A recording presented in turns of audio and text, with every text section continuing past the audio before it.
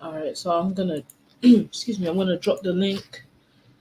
This is I wasn't even expecting to go live today, but what's happened has happened in St Vincent.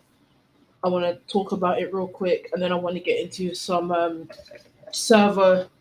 How can you say server discussion topics? Some great discussion topics that we've been given in our server. I don't know if you guys can hear it in the background. I'm actually grating something because I was cooking, and I have not had time to eat today. I'm gonna have to put a 24 hours, step 24, probably go sleep tomorrow afternoon or whatever. But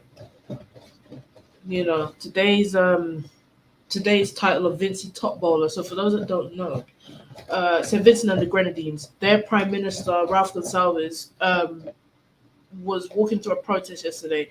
People were protesting, from what I understand. Ralph Gonsalves is trying to make it mandatory. He's trying to take away the rights of Vincentian people to choose whether or not they want to take, the vaccine. Vincentians have had enough, and I don't know. I don't know if that is just solely the reason for the protest, but I'm sure, like with other protests, there's also other reasons why people are frustrated, and it's probably due to his leadership. For those that don't know, Ralph Gonsalves has been Prime Minister of St. Vincent and the Grenadines for 20 years, since 2001. He's been Prime Minister. So I'm sure that there's been, other frustrations arising as well. Obviously, this pandemic that's happened back in April. St. Vincent and the Grenadines were severely affected by the Soufriere volcano, which woke up and erupted. And even back then, if I'm not mistaken, I'm pretty sure I read what I saw. Um, Vincentians were being told, if you're not vaccinated, you're not allowed to evacuate the island. Bearing in mind, this is a volcano that is, on the warpath, consuming everything in its way. And they were telling people that weren't vaccinated, oh, you can't evacuate the island, which is an issue. And so what happened yesterday, and I uploaded it on my channel. Let me get the video. You won't actually see, him being, struck or anything, but essentially, he was hit by what they're saying is a stone in the head, and when he was left bleeding, he walked through the crowd of protesters and ended up getting hit in the head. So let me right, this is the video here. Give me one sec. Give me 1 second. I'm gonna load it up.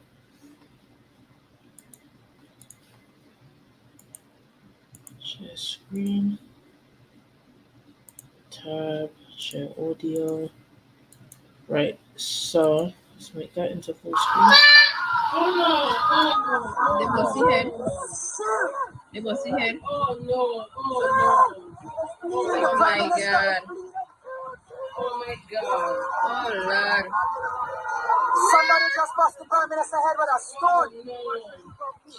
Somebody just hit the Prime Minister in his head with a stone. I don't know if you saw it, guys. On the line. All right. So you seen that video? You heard it. Someone said somebody bust the prime minister in the head with a stone. So what's happened subsequently? A woman is said to have been arrested in relation to the prime minister getting hit in the head with this stone. Allegedly, I'm assuming that they're saying that she's the one that threw the stone at him.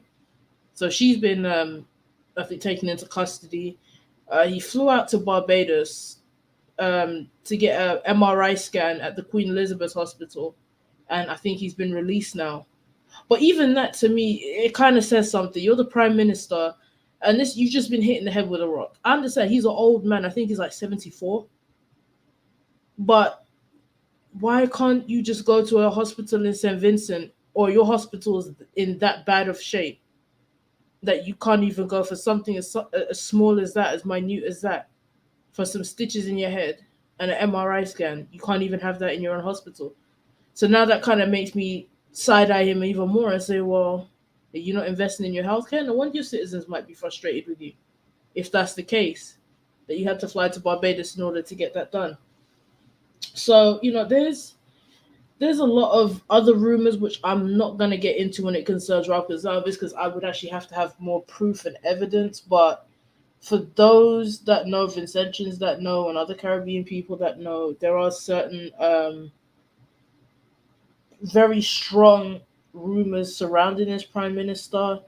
Um, you can look at the Yugi Farrell case as well. I just even like I just find it strange that he put his son as the finance minister. There's so many things that that are odd about this case of Ralph Gonsalves and him being in power for 20 years and so on and so forth. People say that he stole the election and all these different things, but bring it kind of back to the source of the protest and people having their rights, being allowed to choose whether or not they take this vaccination.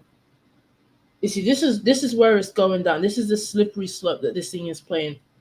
Because what's happened is what I've noticed, at least in the UK, there's this polarization now of so-called the vaccinated versus the non-vaccinated. And what's going to end up happening, and we're starting to see it slowly, it's coming into fruition. People that, for whatever reason, their own choice or based on their own observations or however they've concluded that choose not to take the vaccine end up being excluded from things. But in the Caribbean, there's been this real heavy push from all of these governments. And essentially, what you have is them basically threatening your life and your livelihood by saying, well, either you have to run yourself broke in order to keep paying for these, what they call PCR tests, or you can't work. That's not acceptable. Yesterday's stream, I covered like in Barbados, for instance, you have this issue of way too much overtaxing, right? People are overtaxed and they're underpaid. And I'm sure that it's pretty much the same across the region. St Vincent isn't a big island. So I'm sure the people is the same way. They're being overtaxed and underpaid. Then they're having to pay for these PCR tests. Then they're now being threatened. If you're not vaccinated, now you're basically being coerced and cornered into doing something that you don't want to do. And that, to me, is a threat to your own personal autonomy. If you choose not to do something for your own sake, then you shouldn't have to do it. To me, if this is as genuine as they're trying to make it out to be, I don't see it as a genuine thing. Why is there such a hard push? Why are you so insistent that people take this thing? It doesn't make sense. I was having a conversation today in a group that I'm in, a Caribbean group that I'm in, and you've got a lot of sort of pro-vaccine people there. And it's funny because it's like, okay, they talk about how much they're for the vaccine and the science and so on and so forth and behind it. But then it's kind of weird. They kind of say that they support your right. They support your right to not take it. But then they also kind of say that, well, you should be penalized if you don't take it. So there's a lot of contradiction. Right. So Michael, you're saying it's the same thing in the US, and this is what they're pushing through the media, and it's the government that exacerbate this. And it's a form of divide and conquer. They're trying to split the people up into these two groups and say that one group is basically putting you in danger. Now the other group, the non-vaccinated, are seeing it, and rightfully so, I would say, that their rights are being infringed on. You shouldn't have to put anything in your body if you're not sure of it, if you don't know what it is, if you don't have an understanding of it. Why should you have to force yourself or be forced into taking something that you don't want to take for the sake of a job? I'm not understanding. Whatever happened to herd immunity? Whatever happened to that? This other term of, oh, you're an anti-vaxxer, so I got called an anti-vaxxer. Bearing in mind, I'm not necessarily against all vaccines. It's just this particular scenario. You've got this thing that's come up a year ago or 2 years ago, however long it's been now, a year or two ago. It's definitely not been 5, 10, 15 years. And within 24 months, they say that they have this thing. It's not a cure. They say it's supposed to reduce the symptoms, even though vaccination is kind of usually associated with immunity. But This is what they're saying. But they're now, at least in London, they're trying to bribe people with pizza and kebabs to go and put something in their body that they may not necessarily want to do in any other situation. Which to me, I just find it particularly strange. But now the Caribbean governments are, I truly believe that they're under a lot of pressure from the US to force their people into taking this thing. I believe that Bajans were protesting today. I'm going to have to check the news on that. And Mia Motley, the Prime Minister Mia Motley, was said to make a decision on whether or not this thing would be, mandatory. So I'm going to have to check that out. But, it's just really crazy how people's rights are being infringed on. No one is saying anything, but now all of these prime ministers have something to say and they want to quote unquote condemn. They want to condemn, Ralph Gonsalves getting hit by a rock. Let's not act like he was shot. And I'm not saying, oh, you should, pick up a rock and throw it at Mia. I'm not saying that. I'm just saying that, and it's kind of like with Haiti's president as well. You see all these issues arising. You see that Haiti was in turmoil. Haiti's been in turmoil and no one did anything about it. The people of St. Vincent are tired and no one did anything about it. They had a volcanic eruption and people were told that if you're not vaccinated, you're not allowed to leave the island. Of course they're going to be upset. Of course they're going to be frustrated. And then you're going to try and make it mandatory. And you're trying to force people into taking something that they don't want to take. Of course they're going to be upset. And they went out and they protested. I don't understand why Gonsalves, especially at his old age, he's 70 plus, walk into a crowd of protesters, people are angry. I think I saw people lighting stuff on fire. And you got hit in the head with a rock. I'm not saying that people should pick up projectiles and start throwing it at old people or throwing it at prime ministers and stuff. That's not what I'm saying. But when you look at the situation, when we look at the context, and as an outsider looking in type of thing, I'm not Vincentian. I don't have any family in St. Vincent, but I do keep up with the news, regional news, Barbadian news, everything. I keep up with it. It's not far-fetched to say that something was going to happen. Something was going to happen. Vincentian people have had enough. Bajans, I don't know what Bajans are going to do, whether they're going to really make their voices heard, because Bajans like to murmur, they talk but they won't speak up to be heard, and that's their problem. Well, I say their problem, it's also my problem as a Bajan, but still, it's people on the ground, they don't like to talk. I took the vaccine and it wrecked my body. What? Oh, as in, did you feel sick? Miss Uganda, let me drop the link again, or if you want to type it in the chat. Because you see, even today, this discussion that I was having regarding this vaccine thing, people were talking about, oh, it's going to reduce the symptoms. And I'm not trying to be funny or anything. I get bronchitis minimum twice a year. Minimum. I've been in hospital where they're having to give me steroids to bring my heart rate down because I'm on the verge of having, cardiac arrest. So when I'm reading these symptoms and when I've talked to people that have had it and that got sick, I'm like, I'm not trying to be funny and I'm not trying to be insensitive, but this just sounds kind of weak. Like, I get this upwards of twice a year. Why is this? It doesn't seem compelling enough. Like, I've never heard of a bronchitis vaccine. So I'm not understanding, what's the difference between this and just a regular respiratory tract infection. Like, it just does not make sense to me. Hey, Mr. Uganda. Hi. Sorry I dropped in late. But yeah, I came anyway. No, you didn't. It's only we're not even 15 minutes in yet. Oh, okay, that's great. But it's actually good that you were just touching on this COVID vaccine, because I was like, you know what? I took both. Yeah, I believe I took both stages of the vaccine, and it was horrible. The only reason why I really took it is because my family was really pushing me to do it, and I have my family over my shoulder, so I felt like I was coerced into taking it. But had I had more independence of thought, I wouldn't have taken it. Like, this vaccine wreaks havoc on the body, and it does, I feel like it really does damage the immune system, because I noticed that when I took the first vaccine, I have melasma, so that's like a skin pigmentation on the face issue. And when I took the first Right. vaccine, it went like my face was like damn near black. And so and I'm like medium brown. So I was like, this thing is like crazy.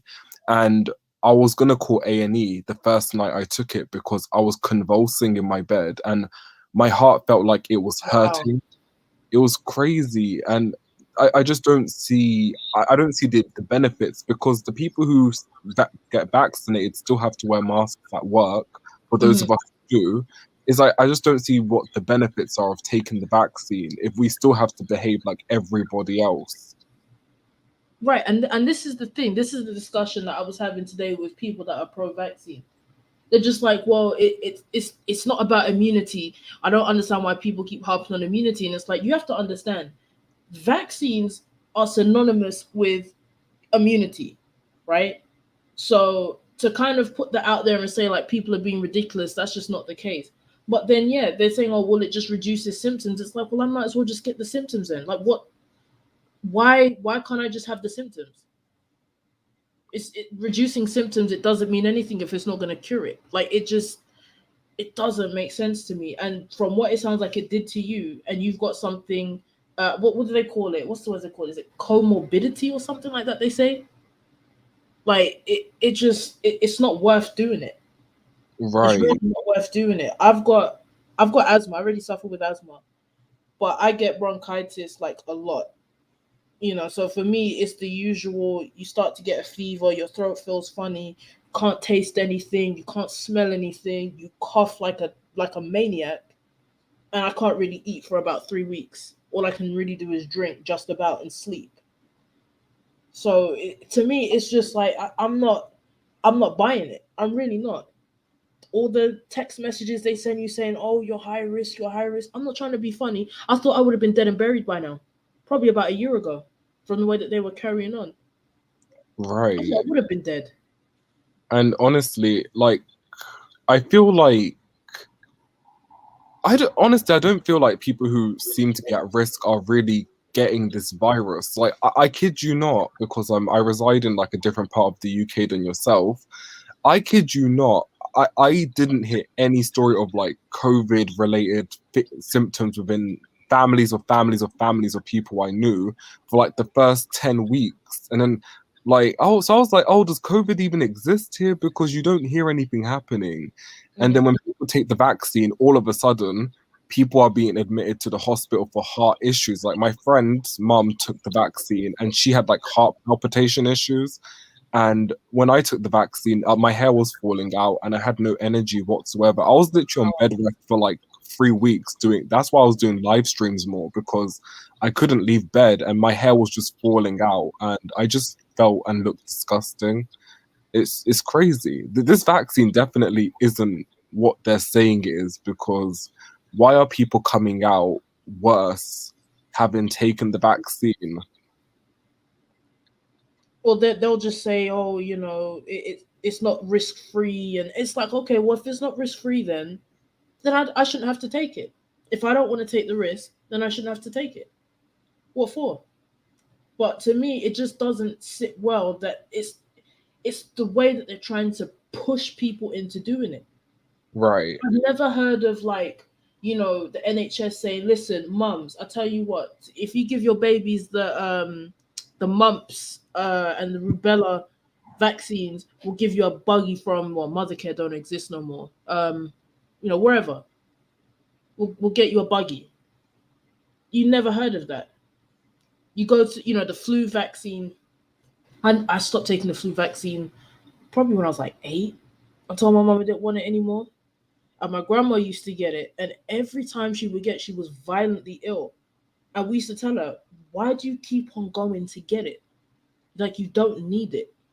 If it just makes you ill all the time." Like she used to be throwing up a lot when she would get the flu vaccine. We just never understood why.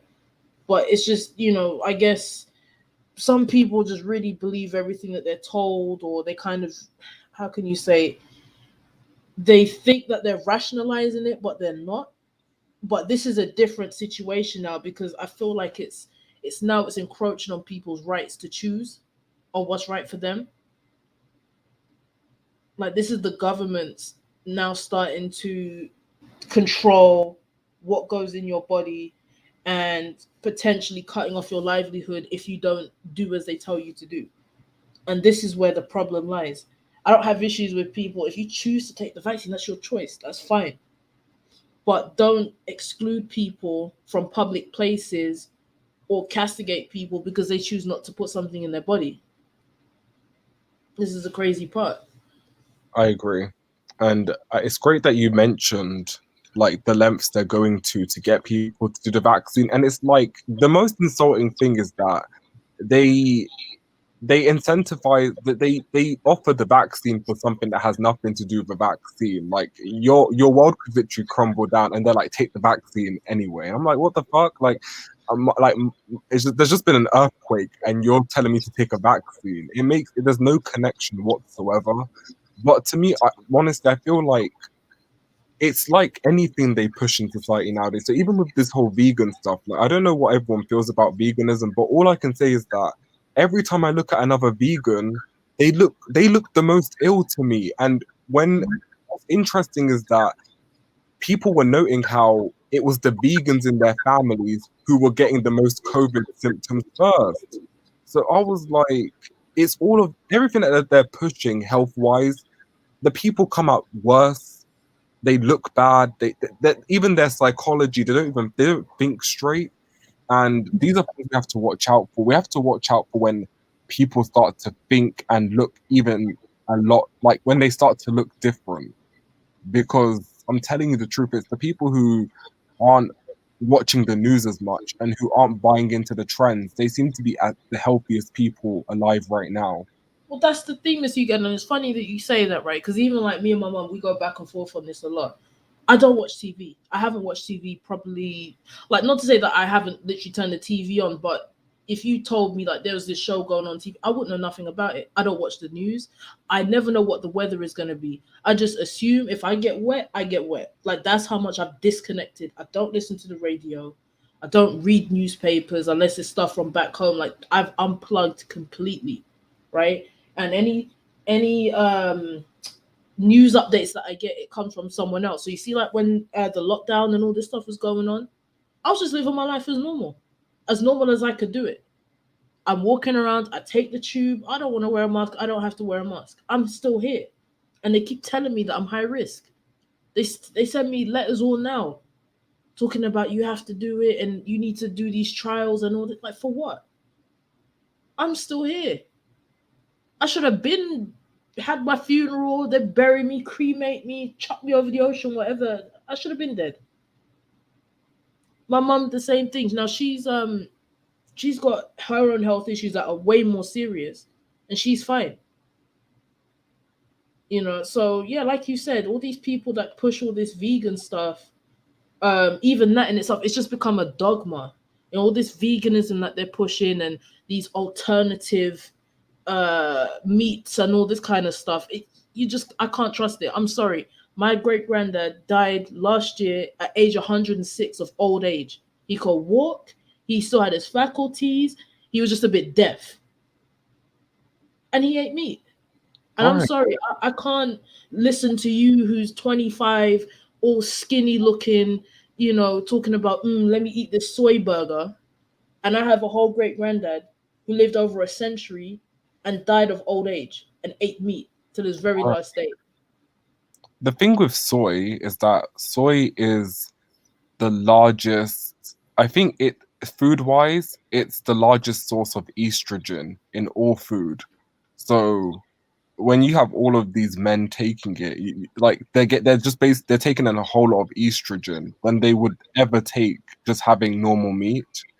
And that's something they never want to speak about. They never want to speak about that aspect. And I just feel like I went on the alkaline diet. Dr. Sabi's alkaline diet. Uh, Mm-hmm. I went on it for like 3 months, maybe a summer or maybe the summer before that. And I was still working at like a factory because I was doing part-time work and I was doing like another time work. And the sun was out. And I kid you not, I felt like I was dying on this alkaline diet and I couldn't move. it was terrifying. And I stuck to it because I was like, I'm gonna get better. But then everyone's telling me you look dead. And then it took me getting once I ate meat and I felt good and I look back at my pictures, I'm like, I was killing myself, you Yeah. know? Yeah, you see, God forbid now you mentioned Dr. Sabi, the Hoteps are gonna hang you. They're gonna Right. kill you because And God forbid, oh, Dr. Sabi, he knew everything. He cured sickle cell. That's one thing that gets under my skin. I know we're going on a tangent, but you made a good point because a lot of these people they make these claims, right? And I get offended when people say that he cured sickle cell. I have sickle cell trait. My granddad died due to sickle cell. He caught a DVT while he was on an aeroplane and took sick over somewhere over the ocean and died. So for you to say that you can cure sickle cell through an alkaline diet, that's so ridiculous. right. Like I think the Hoteps go wrong when they're too theory based. That's their issue. They never apply anything that they talk about. So even me going on the alkaline diet, that's way more than they've actually been willing to do. And I'm more than half their age for the most part. They won't even be willing to try out the diet that they advocate for so much. And even if they do advocate for it, they don't go full in like they're preaching, and that's something I don't like. I don't like when people preach stuff that they aren't willing to go full force into. So they're telling all of these other people, go alkaline, have this, have that. But I'm like, yeah, but you're supplementing it with a completely normal diet. But goodness forbid someone actually does go full in and they topple over. You don't take any accountability for the misinformation you spread. That's my issue with the Hoteps. They don't take accountability for the Mm. misinformation. No, absolutely, absolutely. I mean, you know what? It's again. Let's kind of take it back to the subject about accountability as well. Ralph Gonsalves, take accountability. In my server, we were watching. Like it's weird. Caribbean politics is all kind of connected, right? We're supposed to be united, but our leaders all talk shit about each other every chance that they get. But this one politician made a very good point with Ralph Gonsalves. Guyana had an election back in March of 2020. Well, that's when it was supposed to be declared. And politics in Guyana is race based. So it's African versus Indian. And that's literally how they call it. It's the Africans versus the Indians. And so you have the PPP party. I'm trying to. No, I maybe. Should I go into this? I don't know if I want to go into this. It's a really deep. All right, I'm gonna skim over it because it's a really deep subject and it gets very very racial and complicated. But essentially, the African Guyanese prime minister ended up or president. I think president or prime minister, one of the two. He ended up losing his position. The Indian party came in and whatnot, and this same Ralph Gonsalves, who just got knocked in the head with a rock, was the first one to talk about, David Granger, he should take his licks like a man. And rightfully, like this politician said today, well, look who's getting the licks now. Take accountability. You had all this talk for everybody else, talking on David Granger. And now look at you. You've been prime minister for 20 years. I don't even understand how that's legal. How the hell that's happened. You put your son as finance minister. You had this woman locked up in a mental asylum because he called your daughter-in-law a bitch. Like it is crazy. All this accountability, sir. You got knocked in the head with a rock, and I understand that you're an old man, but you got what you asked for. You should be held accountable just like everyone else is supposed to be held accountable. Like it's crazy. It is really really crazy. All these leaders talking about how much they condemn it the same way they talked about how they condemned Moise being assassinated, and I'm not gonna condone that, but it's all kind of what once something's happened, that's when everyone has the talk, right? But no one wants to hold accountability before anything serious happens. I hope I've articulated that point properly. Oh no, you did. You did. It was very, very brilliant. I think you hit the nail on the head. Like, I just think everyone has to have a greater level of accountability now more than ever. It seems that the stakes are higher nowadays. We've got presidents who are, either being assassinated or removed for whatever reason. There's this COVID vaccine propaganda, and there just seems to be like an overall sense of internal disunity. notwithstanding that we don't get along with other countries or other islands, what about unifying us on a particular island first, you know? Where's that? You know, we have to take accountability for that. If I was from the Caribbean, right, and on the continent, I would need for my people in Uganda to be more unified before we're even speaking about trying to link up with other people. It's just everyone needs to take more accountability. No, it's true. I agree 100%. And this is the problem that I have with Bajans. We get so caught up in this party politics, these two party politics thing, right? It's BLP versus DLP. And I'm not gonna lie, it's entertaining. Their politics is very entertaining. You see these people, they have their campaigns and they're calling people all kind of bitches and you're a goat and this, and it's funny.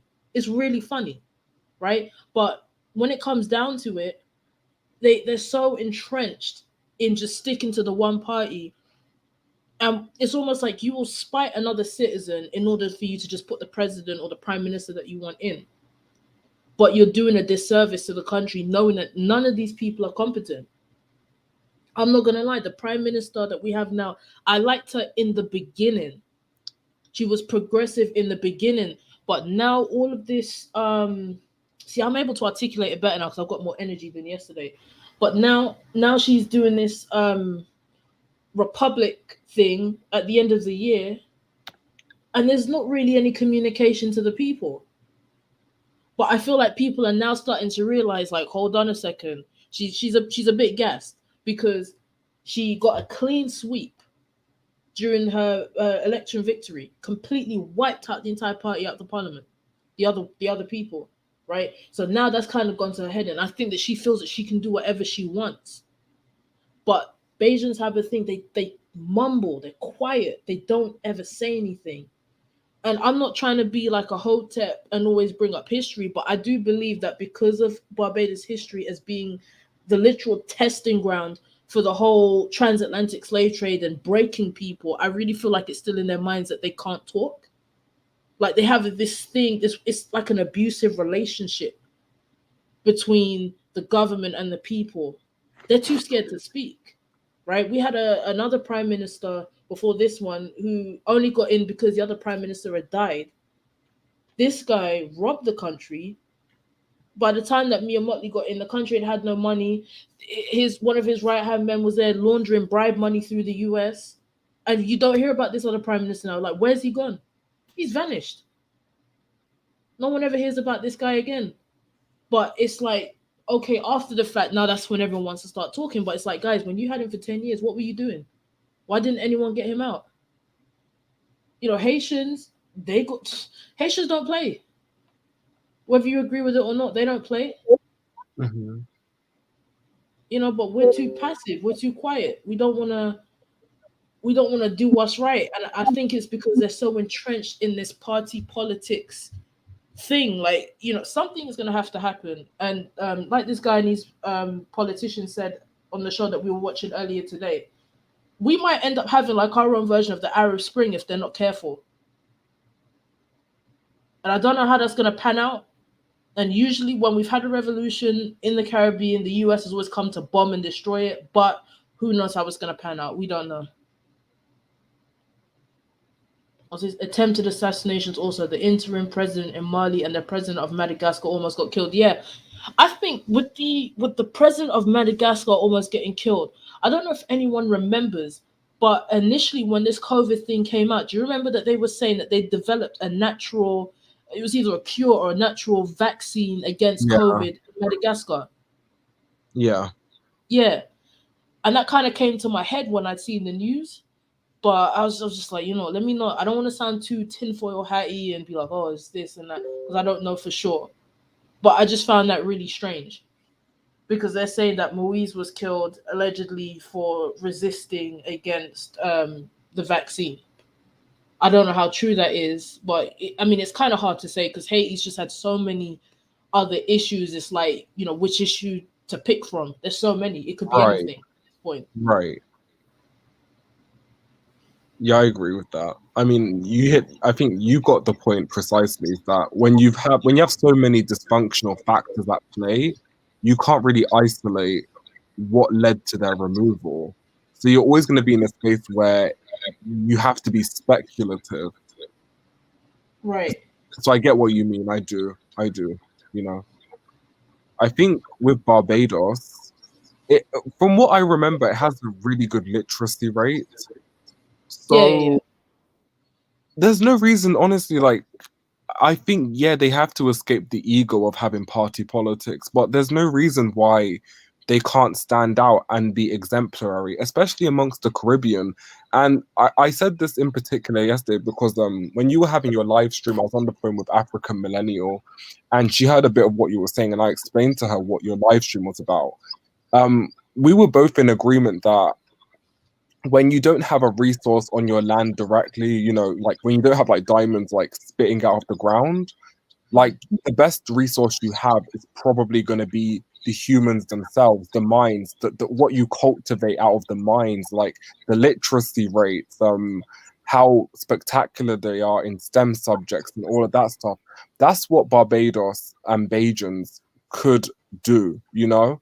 It's gonna have to be that, quite honestly. And you know, in Rwanda, for example, you don't really hear about any natural resources they have, you know? You hear about the way Kagame manages Rwanda diplomatically, but you don't really hear about Rwanda having diamonds and all of this oil.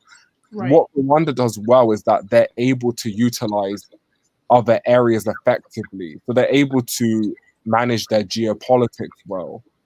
So it doesn't really matter that Barbados is basically like a flat mass of land where like it doesn't really have too much going on. What matters is how you're able to use your status to trade with others and also be like, you know, a state of peace so that everyone wants to cooperate with you. I think that's what's going to set Barbados apart, you know, but it just has to rise to that mantle. It really does, and is the potential is there, and I just feel like because we, I just don't feel that we've ever had competent governance.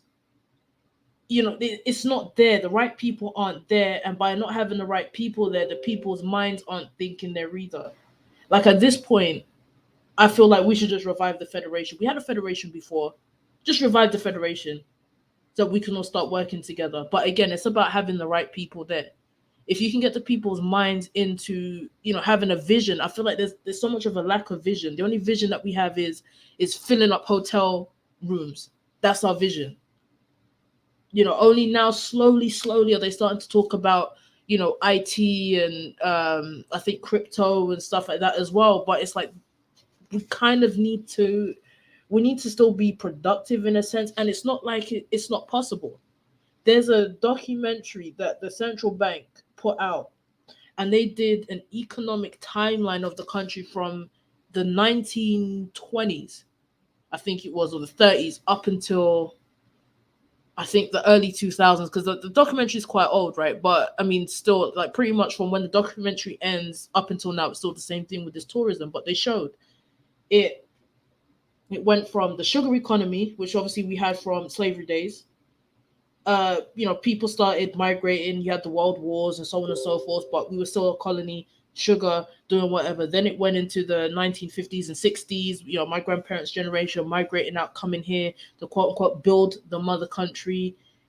Then we started to, you know, go into production, light manufacturing, furniture making, all these different things that we had. And it's not to say that you still can't do that. You still need furniture. We can still do light manufacturing. But what did they do? They said, "Oh no, tourism, tourism." Well, it baffles me. Not to say that we didn't have tourism before, because we did, but to make that the main driving of the economy is crazy. Because look at what we're doing now. People have lost jobs, and it's funny because they never really reach out to the diaspora, and it's only now because of this they've started to reach out to the diaspora, and it's like I get why. Obviously, you need the money, but this doesn't make sense. This isn't sensible. There has to be something that can be done. You know, Trinidad is not far. Trinidad is industrious. Trinidad manufacture things. They have gas. They're doing the thing. Let's see. The federation fell because of e-government. Yeah, and that's true. And Barbados is one of those people. is one of those islands. You know, CARICOM, you see, I don't know if Waladli would agree, but I feel like CARICOM is like an elite club and only certain islands benefit from it. Right. Barbados being one of them. And that's an issue because within the region it's supposed to promote unification and integration, and I think it's failed at it miserably, to be quite honest.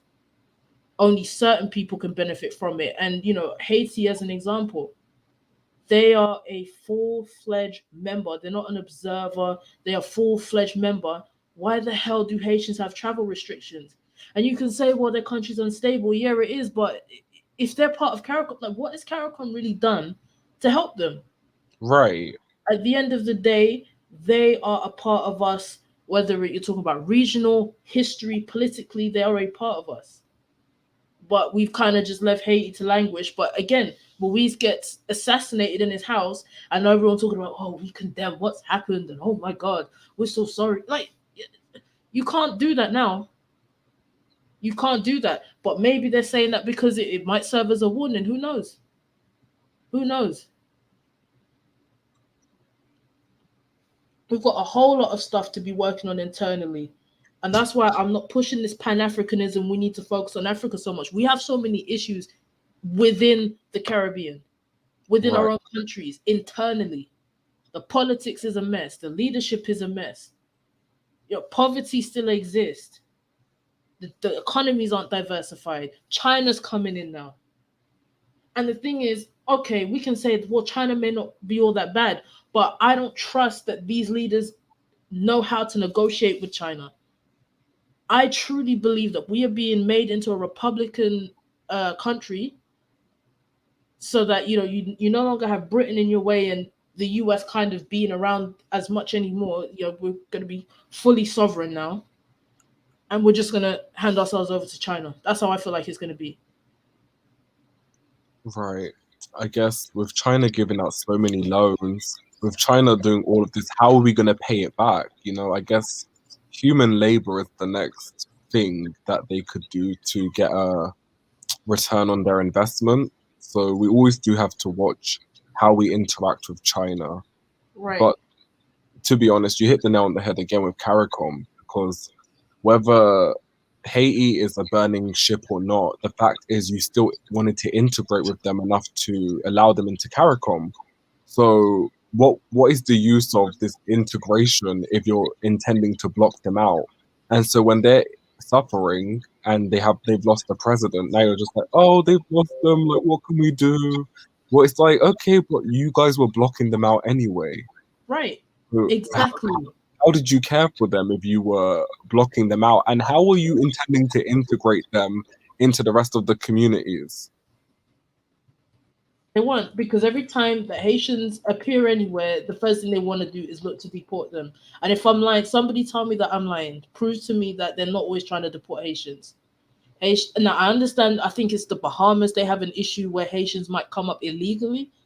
And okay, I would say yes. If you're coming illegally, then fine, get rid of them. But put in travel restrictions. If you're a CARICOM passport holder, does that not grant you the freedom of movement within CARICOM countries? Guyana, I think, is the most recent country to put restrictions on Haitians for traveling. Right. I don't even understand how this is allowed. Then don't let them be don't let them be full-fledged members if you're not going to give them all the benefits. What's the point? Right. I don't even understand their purpose of becoming part of CARICOM. You're right, Waladli.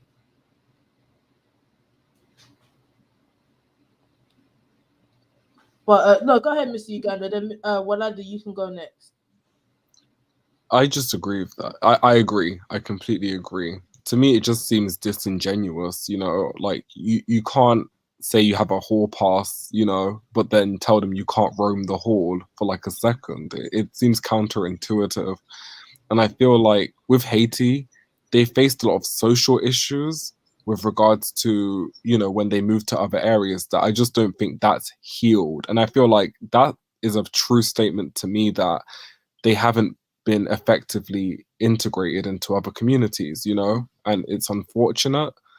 But it's a shame because I think even during colonial times, Haiti was producing a lot of sugar, and it sits on an oil landmine basically. Like there's just so many things that Haiti could offer.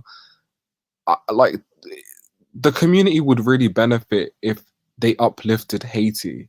Like, do you know some people have the philosophy that only I need to succeed and I don't really need to care about anyone else. But really and truly, like if your neighbor succeeds and they partner with you, you're gonna gain even greater success. And that's how it should be amongst the Caribbeans. Like no one should just be looking at Haiti like, okay, you guys are suffering, but that's not a testament, that's not a statement of us. No, like honestly, some people should be supporting Haiti. And once you support them and uplift them, like, and if they trade with you, like, it's just gonna boom from there. But we've got a long way to go, and I support the Caribbeans and what they do as far as uplifting and stuff like that. And I feel like even trying to bring Pan-Africanism into what they've got going on is disrespectful to the Caribbean because they have issues that are very, very unique and they need to be dealt with in a very, very like intricate way that serves the Caribbean. But yeah, that's all I wanted to say.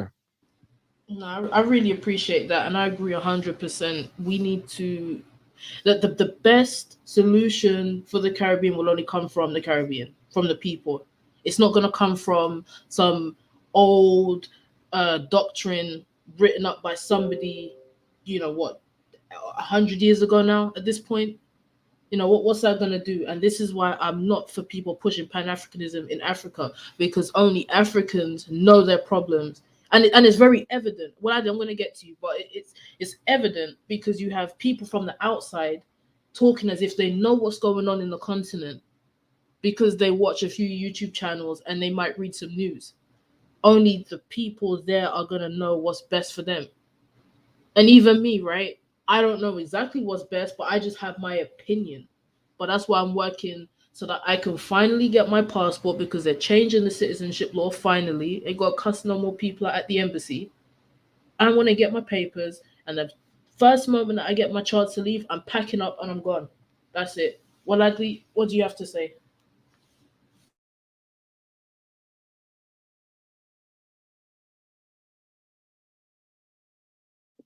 Is Waladi there? Or maybe he's still muted. Nah, he's on mute. You're on mute, but we can't hear you. You can hear me? Yeah, now Oh I yeah, we can. can hear you. Oh, sorry. Forgive me if you hear any sound in the background. My child's watching her show, and yeah. Yeah, no Um, problem.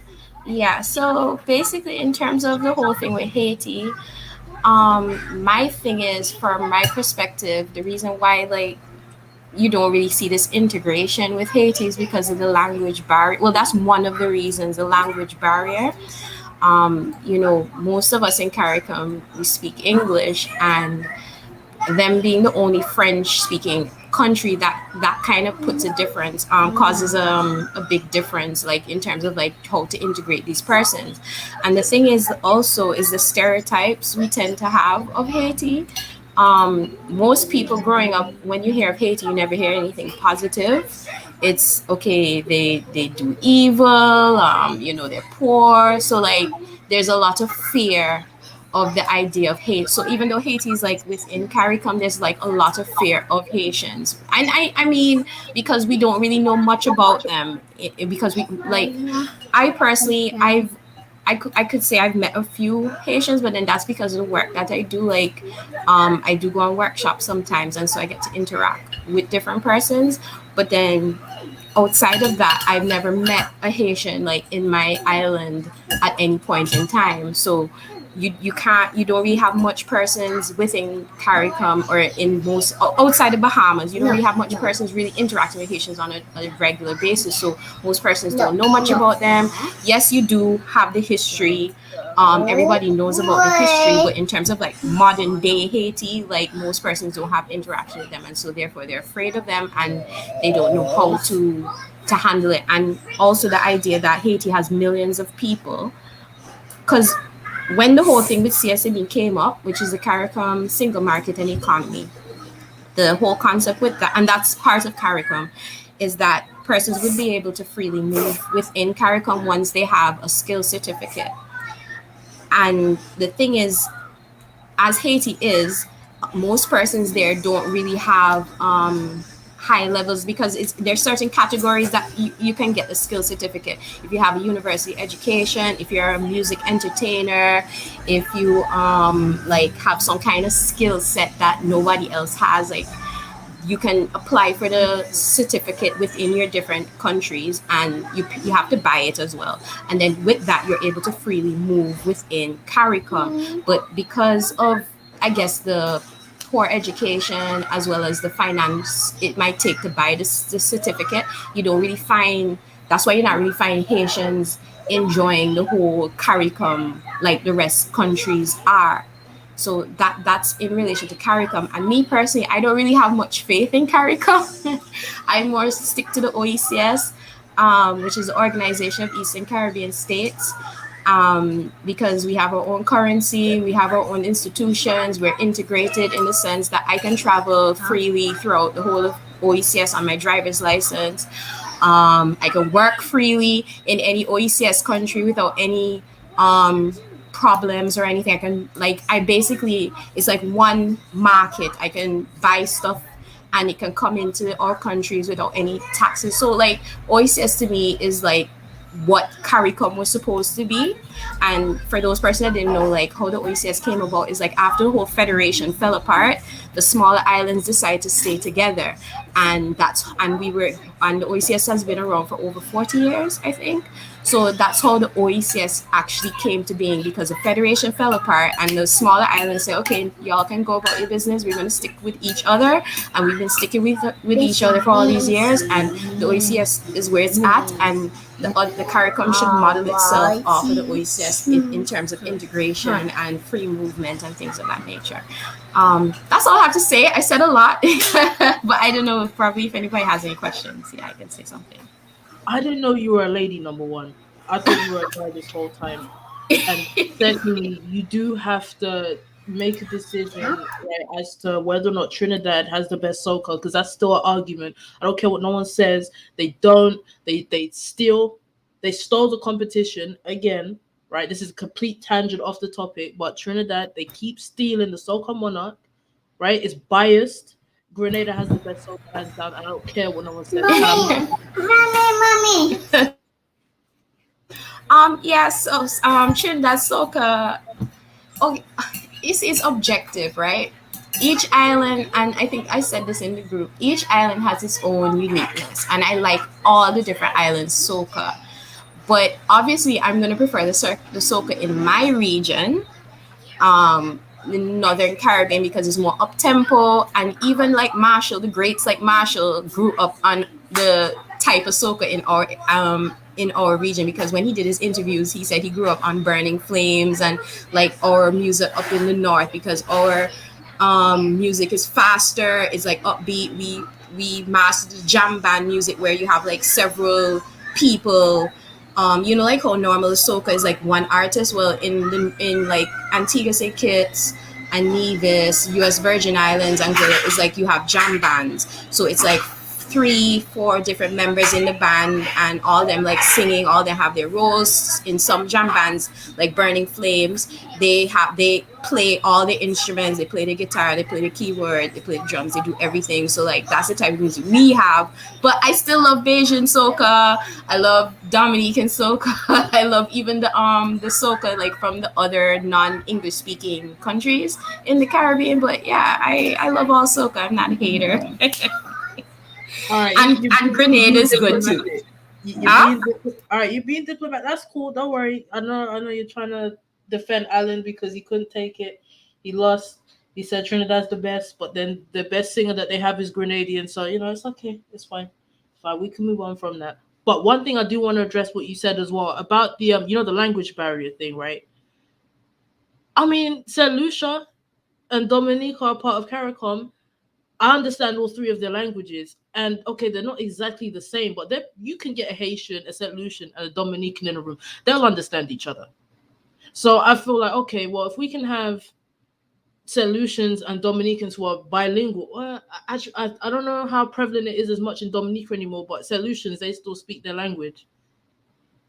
I just don't see why not. You Sorry. see, I Dom, don't see why not. And Dom, I feel like they should teach Haitian Creole in the Caribbean. Me personally, as a second language, it should be done. I had to watch a whole bunch of Haitian movies and use Google Translate for me to get up to the level that I can speak and write now. Shouldn't even have to be like that. I agree. In terms of like teaching, well, and okay, Saint Lucia. I know in Saint Lucia they teach their Creole in their schools. I don't know how easy it's going to be the French because as an English speaker, I find the French language very hard.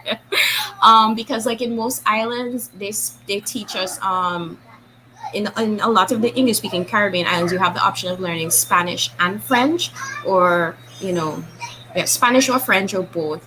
So like in from secondary school go up, you have the option to learn Spanish because surprisingly, we do have a lot of Spanish speaking people within CARICOM because a lot of people from Santo Domingo, or well, sorry, Dominican Republic, but most people call it Santo Domingo. But Dominican Republic, a lot of persons from Dominican Republic are living throughout the Eastern Caribbean, mostly, sorry, mostly because back in the day, a lot of people from the English speaking Caribbean went to Santo Domingo to cut sugar cane, and so a lot of the descendants of those persons have return to the English speaking Caribbean. So you do have a lot of Spanish speaking people within the Eastern Caribbean, but you don't really have a lot of French speaking people. Dominicans do speak French Creole. A lot of them only can speak French Creole. And you do have a lot of Haitian people, from what I understand, living in Dominica,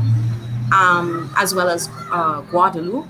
Yeah, there's a lot of Haitians living in Guadeloupe and Dominica. So they're in that part, but not outside of that area, from what I understand. All right, I didn't even know that. I'm just aware about because I think my great granddad went to Panama. So I know about the connection to Panama and Costa Rica and them kind of places, but I didn't know much about the Dominican Republic. That's quite surprising. Yeah, and even Cuba too, because I have family from Dominican Republic. Like some relative of ours went there a long time ago. I also have family from Cuba because the same way I just told you, like persons left the English speaking Caribbean went to Dominican Republic. A lot of persons also went to Cuba back in the day to cut sugarcane and things of that nature. So you do have a connection in those areas. Yeah. Mm, no. See, I learned something new today.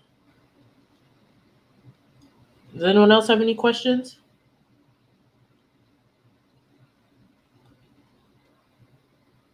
No? All right. Well, no questions then. Well, I really appreciate you coming on as well, especially because you got your baby and she needs her attention and stuff like that. But I really appreciate you coming on, giving info, and it's really cool. We need to do a worry competition as well. I'm gonna try and get that. Uh, all right. Anytime you're ready. All right. Bye. Take care. All right, Michael. Chima, you can hold on. Chima, let me drop the link for you as well because we need to advertise your IG page, guys. We're doing ads today, right? Because you need to see Chima is a chef, a very good chef, and Chima does the most amazing thing with his food where he takes traditional Caribbean and African dishes and he just makes them fancy, like real fancy. Let me load up some of the pictures. Hold on. Let me get some of these pictures. Chima, click the link. And go down to the channel and get the pictures up. Oh, okay, hold on. That's Chima. You're right, Chima. Hey, what's Hey, good? what's good? Let me load up your food pics. Give me 1 second. All right. All right. And then Michael, we're gonna go into your great questions because you asked too many damn good questions, and it's like, wow, how do we even address that? Well, Let's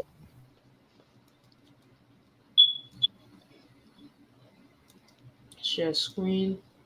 All right. So this is the one. All right, so Chivo, what we looking at with this? Let me try and make this bigger so that people can see it. So basically, it's a Dibi style lamb chops with jollof rice and sauteed vegetables. As you can see there, it doesn't look like the typical jollof rice, which is usually like a more reddish colors. What I did different with this one is that I use green tomatoes and or and cilantro raw sauces as opposed to red tomatoes and tomato paste. Okay. And with your presentation, like, how do you do that? I mean, to be honest, it's mostly trial and error basically. You make it look really really fancy, and it's like I've been to African restaurants and bars and stuff, and they will present the food really nice. But kind of like in general, when you just go to a little takeaway restaurant, they put the food in the container. It doesn't always look, as fancy and nice as it could be looking. But something like this, I swear to you, Ma, if I was to buy this, I wouldn't eat it. Not because I don't want to eat it, but because I don't want to ruin it. Like it just looks really nice. Like Michael, what are you thinking? 10 out of 10 would eat again. I wouldn't even eat it because I don't want to ruin it. Just, just give it preservatives so it could just stay like that forever. Because I swear, I just wouldn't want to destroy the food. But I Chima, mean, where can people find your food pics? all right. People. I post most of my pics on Instagram. My Instagram is at Villageman Food Spot. That's where you'll see most of my food pictures. At Village Man Food Spot. Yeah. All right, so that's Chima's IG there. If you please follow Chima because seriously, he cooks and he bakes and he makes ice cream and it looks amazing and his recipes are great. And I'm not just saying that. And I'm actually trying to develop like a future website where not only my pictures but actual recipes will be posted. And if you guys happen to be in like the Baltimore or DC areas, you can feel free to DM me and I can make some of the stuff for you. Absolutely. So, Dust, are you gonna make a YouTube channel or is it just gonna be on your IG for now? Um, hopefully when I get better equipment, I can start to make actual videos. But for now, I'll just stick with IG because even though I want to make this thing bigger, like my current resources are kind of limited. All right. Let me get some other pictures of stuff that you make because it's just like wow. Hold on. So just explain. So one more time, just explain what we're looking at on the screen at the minute while I get the other pictures up. All right, so it's basically uh Dibby lamb chops with sauteed vegetables and jollof rice, green Okay. And tomato what jollof countries rice. are these coming from? Sorry. What countries are these foods coming from? Um, Senegal, Nigeria, Ghana, Liberia, Sierra Leone, Gambia. Jollof rice is basically all over West Africa. It originated in Senegal, but like throughout the late 1700s to mid 1800s, it kind of spread across the entire Sahel inside the entire Guinea Coast region. Hmm. Let me show some of these other food pictures because again, you just make everything look really, really good to the point where you don't want to eat it in case you destroy it. All right, so what are we looking at here? That's a pina colada granite. Um, I I made it with frozen pineapples, coconut cream. some agave nectar. Um, um, of course, a little bit of rum. Also, you can have a pina colada without rum. Um, like I of course froze it. I kept like what I do is I keep stirring it like every hour, so that way it gets that texture, and then once it's at the right texture, I like like I mix it one more time. That way to the texture it's at the texture where I can actually scoop it out, Hmm. and then that's basically how I made it. All right. It it's basically just a typical just this one right here is basically just a typical granita. So is it just for people to know? Because I don't even understand myself. So is it like a sorbet? Um, a sorbet is a lot. A sorbet is a tad smoother. A granita is kind of like a I want to say it's like shaved ice textured, but it's it's slightly icier than a sorbet. Okay, slightly icy than a sorbet. All right.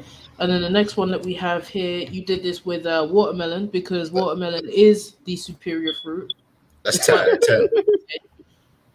all right. I'm sick and tired of people talking shit about watermelon. All right, it's the best fruit. I don't Okay, I don't papaya is garbage. I don't care what people say. And I'm in my well feelings. well I have nothing against papaya personally, but whoever um trashes watermelon they need to be slapped. That's all I can say. Wow. Wow. Well, Um okay, okay, getting to the picture. Like this is a this this one's made with the this is one is basically the same process. It's only this one's what is from a watermelon mojito, okay. what which is made with watermelon, rum, agave nectar, uh some a little bit of infused with a bit of kaffir lime leaf, like some key limes and a little bit of mint also. Okay. Yeah. For people that don't know, that's a real contentious issue in our server because yeah, I don't appreciate people talking bad on watermelon because it's a perfectly fine fruit and there's nothing wrong with it. Chima also makes great Asian food. 10 out I of swear 10. that really makes me want to just I want to eat that, but I don't want to ruin it. It's 10 out of Yeah, 10.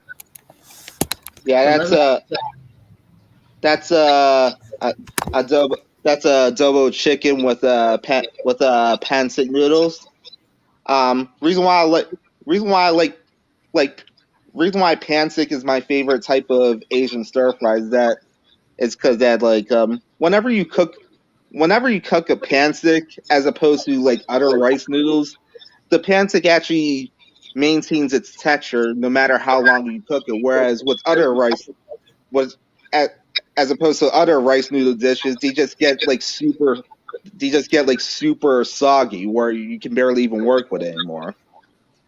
And Right. what I like about adobo chicken is that like when you hear when you hear about like chicken cooked in vinegar, at first glance you're like I don't know if I'll try it, but if you just if you just cook it out, once that cane vinegar that mixed with that brown sugar, that these chilies, that soy sauce, once all that caramelizes, it just creates a wonderful texture and a wonderful flavor. It's true because I do like Filipino food, and the vinegar it does it make the meat really tender because I find that the chicken is really tender as well. Oh yes, it does. All right, so guys, I'm just gonna post the link to Chima's Instagram page, Village Man Food Spot. Please check his food out, follow him, support him. We want Chima to, we want Chima to blow up because really and truly, Chima is a good guy and he bakes, he cooks, he makes like avocado into pancakes. Somehow he does that. His food is amazing. You did that jollof. I think was it jollof rice the other day that you did, and you put like the vegetables on the top. It was Oh, like sitting on the top. Nigerian fried rice actually. Oh, that was it. Sorry, Nigerian fried rice, and I do like Nigerian fried rice as well. Shout out to Tosin for always bringing in the good food at work. Um, you make great food. You really do, and it's nice when you see the little Dutch pot or Chima Zone on Discord lit up because you just know it's gonna be something nice in there. It's always gonna be something nice. So guys, please, please, please follow Chima, support his channel. Sorry, support his IG, and the little bit of support really goes a long way, and you're not gonna be disappointed. It's not like Chima doesn't make good food. I'm telling you, go onto his page, go through his posts, and just support him. Like I You're not gonna see you're never not gonna see something that's gonna be nice if that makes sense. Yup. like I definitely appreciate that. Thank you all. No problem. And hold on, one last one because it's Jamaica's in the well, yesterday was Jamaica's Independence Day because it's the 7th now. But Chima made Escovitch fish and Johnny cakes.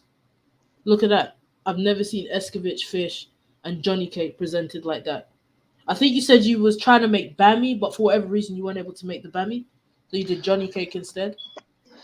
Um, I I try I tried making bammy, but I found the texture of the bammy a little too tough for my liking, so I just settled with the Johnny cakes instead. There you go. Say Chima's versatile. He makes all types of food, right? But I'm telling you, you're gonna see traditional African and Caribbean meals presented in a really nice, fancy way. Like it's gourmet and it's different. I've never seen it presented like that. Chima just makes it look so clean. So again, guys, please follow Chima's Instagram page. Please support him. He's a if it matters to you, Chima's a Nigerian guy. He's great at doing what he does. He's a cool guy. Please support him. And one more thing about about my presentations, like I have like I worked in pretty much every type of restaurant, whether it's eh, like greasy spoon bars, mom and pop shops, fine dining restaurant, even even hotels and casinos. And what I try to do with this food is I try to make look a lot more like I'm trying to make it more upscale, more contemporary while maintaining that traditional feel. You know what I'm saying? Mm, definitely. I mean, just look at that, guys. Look at that. Just you just don't want to touch it because you don't want to ruin the food. That looks nice. It really does. It looks really fresh. Like you can just taste the freshness. I'll never forget. You made this one drink this time, Chima. I think it was with cucumber. And just from looking at it, I said to you, it looks like it's got this, and this in it, and it looks really fresh. And he was like, "Yeah," and I was just like, "Wow, I can actually taste that drink just from looking at it. That's how fresh it looked." Oh yeah, you're talking about my cucumber lime and cilantro drink, right? That's it. Yeah, that's the one. That's the one. So again, guys, Yeah, I can't stress this enough. Follow and it's Chima, not even sweet, support him. and it's good. Yeah, and Chima, you do vegan dishes as well. You've got vegan recipes for those that are into that. Yeah. There you go. So yeah, I don't know if you want to say anything else, Chima. If you have anything else that you want to promote, please feel free. Share it with people. Not really. Just for anyone who's watching, please support my Instagram. Um, if also if you want anything if there's anything you want me to try to cook and present in my own way, feel free to submit any ideas. Feel free to share the word on my Instagram and like, share, and subscribe to my channel. And thank thank for very much. Thank you for having me. Yeah, no worries, Shima. You can stay on because Michael's about to bring up some of the topics that are really interesting that we haven't had the chance to cover yet in our server. And I will put the link out, even though I said I would never do that again because of what happened before. I'm gonna put the link out, and if you're crazy, I'm just gonna tell you that you're getting banned straight. I'm just gonna ban you. because I Oh, can't what deal with it. happened? Chima, you Chima, you don't have. Oh, never mind. Yeah, never mind. Never mind. Never mind. And Michael's chuckling because he was the one that had to ban the person, but still. This is join our Discord server. Um, we basically so it's called Caribbean House. It's basically a Caribbean themed server that we cover like political issues, social issues, cultural things, and stuff like that. But we also incorporate Africans into it as well. So we have all the flags that we have are ECOWAS countries, except for Kenya because Michael's special. I did forget Yes, Cameroon as sir. well. I feel really bad that I forgot Cameroon because we got a Cameroonian and I had to make a role like literally on the spot. But I need to amend that. There's so much stuff I need to amend in the server. But still, please feel free to join. It's not just Echo.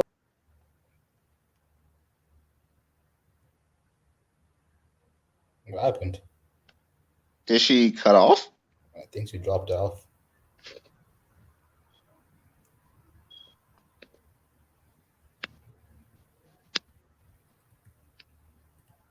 All right, there you go. I was about to make a joke, but but I'm not even gonna. I'm not even gonna. Listen, just a certain person that used to say that a certain group of people were always doing it. I will just leave it at that. That just Yeah. yeah. Yeah. I can't remember where I was. That was it, right? Yeah, and not just ECOWAS flags. Like we said, Michael's special, so he has the Kenyan flag. If you're Kenyan, you can join. If you're from any part of the continent, you can join. Caribbean as well. I've tried to incorporate as many Caribbean flags as I possibly can. I think I have all of them. I think. But yeah, please feel free to join Caribbean House. I've put the direct Discord link there. If you're not on Discord, I will get the Discord link that will always generate a new link for you to join us. Um, and yeah, just join us for discussion. We're pretty chill. You can post stuff about what's going on in your country, share news and stuff like that. We have a news feed where it just constantly posts, news from different parts of the continent as well as the Caribbean, so we can kind of see what's going on in our countries. And yeah, that's about it, really. Michael, it's your turn. Yeah, I was gonna say about that China point that you and Mr. Uganda made about uh, China going into the Caribbean. It's more so about the fact that even for me as an African, like I don't necessarily trust my leaders handling negotiations. It's not so much more about oh the Chinese are coming to invade. It's more so like how do you handle that? Mm, You that's know, true. so It's so no, you're right. You're right because it's not every country that China would ever go into. They're just gonna bulldoze yeah, because their leaders. If these people, they can have faith in their leaders that they know they're gonna negotiate on the behalf and for the interest of the actual people themselves. And what's happened is whether it's in Africa or the Caribbean, time and time again, our leaders have shown that they are not competent or they don't care enough to work with the interests of the people at heart. And a lot of the time, there's greed involved. I'll say for right. the Caribbean, I'll speak for the Caribbean. There's definitely greed involved, bribery, under the table money. These things Yeah, happen, and we come from countries that rely so much on foreign people to either invest or come and spend 2 weeks there for money. It's not good. Oh, go ahead, Michael. right. Like for my president, it's like I can tell that he means well, but it's like you don't know how to manage your money very well. Like you're just taking loan after loan after loan, and it's like, how do you pay it back? Right, and like we were saying earlier, Kenya may not have the most natural resources in order to make the money, but Kenya has human resources. But are those Right. human resources enough to cover the cost of the loan and the interest? This is the That's what. question. Yeah, that's what I'm questioning. It's like, do we even have do we even have as many human resources to pay it all back? It seems like it's getting paid back, but I'm not really sure about that. I mean, we could never be too sure because I feel like our leaders also when it comes to thing of transparency. The problem is I feel when they try, if they were to try and be transparent, it's too risky. Yeah. There's too much risk because okay, you all right, if they start to be transparent, the people are going to be like, all right, well, let's see the rest of it now. And when you start to say, oh, well, no, no, no, no, no, I can't let you see, there's going to be a problem. Right. This is why they're so opaque with what's going on. They don't really want to talk about it. And Frendel Stewart, the previous prime minister, Tamir Motley, to me is a prime example. Sometimes I do wonder if he has just genuine communication issues because he's awfully boring to listen to. Like I went to his political rally speech that he had, I think was in Barbary Hill back in Yeah. 2018 at a gas station. Boring, so boring. I was saying to my cousins, what's he even talking about? Can we just leave? Like, I don't even want to hear it. It's so boring. Like it's terrible, But his, again, and then afterwards, we find out about this bribe money and all this money being spent, and Frendel's gone, God knows where. We don't know where this guy is. Maybe he's in Nigeria now, posting as Good Luck Jonathan's stunt double because they look alike. We don't know what happened to him. Wow. I mean, Michael, you seen it? they look alike. It's weird. Yeah, It's really weird. I've seen Good Luck Jonathan before. I'm just trying to figure out how that guy looked compared to him. Hold on, let me get the pictures. I used to have a side by side because someone had pointed that out. They were like, he looks like a bit like Good Luck Jonathan. I was like, oh yeah, no, you're right. I see it. Oh, no, I can't stand Frendel Stewart. Like me and my cousin, we get into beef about politics. Seriously, but even now, I'm not really liking Mia Motley. I don't think that she's competent to deal with China. I don't think that she's fiscally responsible. She's not handling this pandemic well. She's really forcing herself on the country, I feel like, with this Republican thing by the end of the year. And once she passes that, then it's going to be all right. Let's look at the Constitution. And it's like, well, you're probably going to be the president at that point. So, like, are you trying to yield absolute power? I don't know. Hmm. I'm just not trusting her. Did I put in the Discord link? Yeah, I did. I did. Yeah, these leaders, because they haven't proved themselves to us, and it's kind of like when you don't prove yourself to your people and then your citizens have no faith in you, then I think these leaders think, well, why do I try anyway? They don't have no faith in me. I might as well just do what I want. I might as well. That's interesting to think about. Like, sometimes we think about the perspective of the people, but we don't also think about the perspective of the actual politician.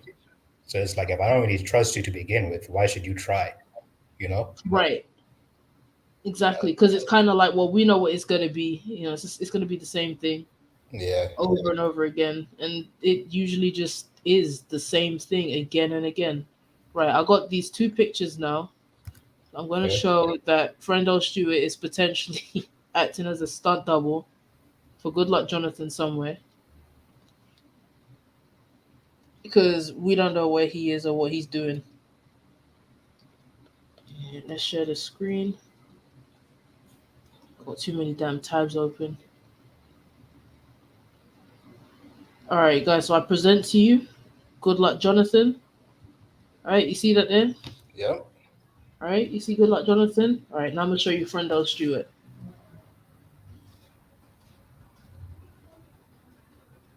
Oh my God, that's his brother. That's his brother. They do look the same. I never even noticed that. Yeah, That's that's his what I'm brother. saying. They really look, it's weird. That's It's his really weird. oh, that's his brother. I swear to God. They They're look identical. It's actually quite freaky. Jesus Christ. Yeah, yeah. All right, hold on. Let's go back. That's actually kind One, of scary. two, one. They're the same person. They're the same person. Feels like I'm taking a vision test right now. Okay. 1, 2. Okay. Right. 3, 4. Back to 3. Listen, Four. them people at the optician, they keep trying to call me. I've noticed they do that. They call me like 4 times a year, saying, "Oh, you're due for an eye test," and then I'm like, "Okay." And then like on the day, they're like, "Oh yeah, sorry, you already been this year." And I'm like, "Yeah, I knew it's been a bit too soon. I know it's been a bit too soon. I think they're just trying to fleece me. Could be. I don't need to get glasses 4 times a year. I don't need it. Yeah. Yeah, those two look alike though. Yeah, it's weird, man. It is weird, but hey, genes are strong. Yeah, true. But Michael, do you want to pick one of the discussion topics from the server? Okay. I think I left one yesterday, didn't I? Yeah, you did, and that's a really deep one because it's like it's so. I feel like with a question like that, it's so easy to pose the question, but again, when you don't have the natural resources, what the hell do you do? And I get it, human resources, but it's like, well, in what way? How do we utilize people to become essentially walking money? Right. It's in the debate discussion topics, right? Let me check. Hold on. Or did I leave it somewhere else? I think you put it somewhere else. I mean, we got a lot in debate discussion topics. The last one that you posted was: do you think Africa and the Caribbean should have a good portrayal in Western media? Would it be positive or negative? What do you mean by that, though, as a question? I mean, as in, like, you know how the US and UK and basically all of Europe portray themselves in a certain way to make it seem like they're just the best place on earth, right? Hmm. Like, for example, if Nigeria just decided, okay, let's go ahead and start marketing ourselves like them, would it be a bad thing because now people would start just flooding in like that, and then now the locals are starting to have problems with the people that are traveling in. So I'm like, it could just end up being another problem, like the way that U.S. and Europe have with immigration. I see what you're saying. I Yeah, mean, Yeah. what the Caribbean markets itself really well anyway.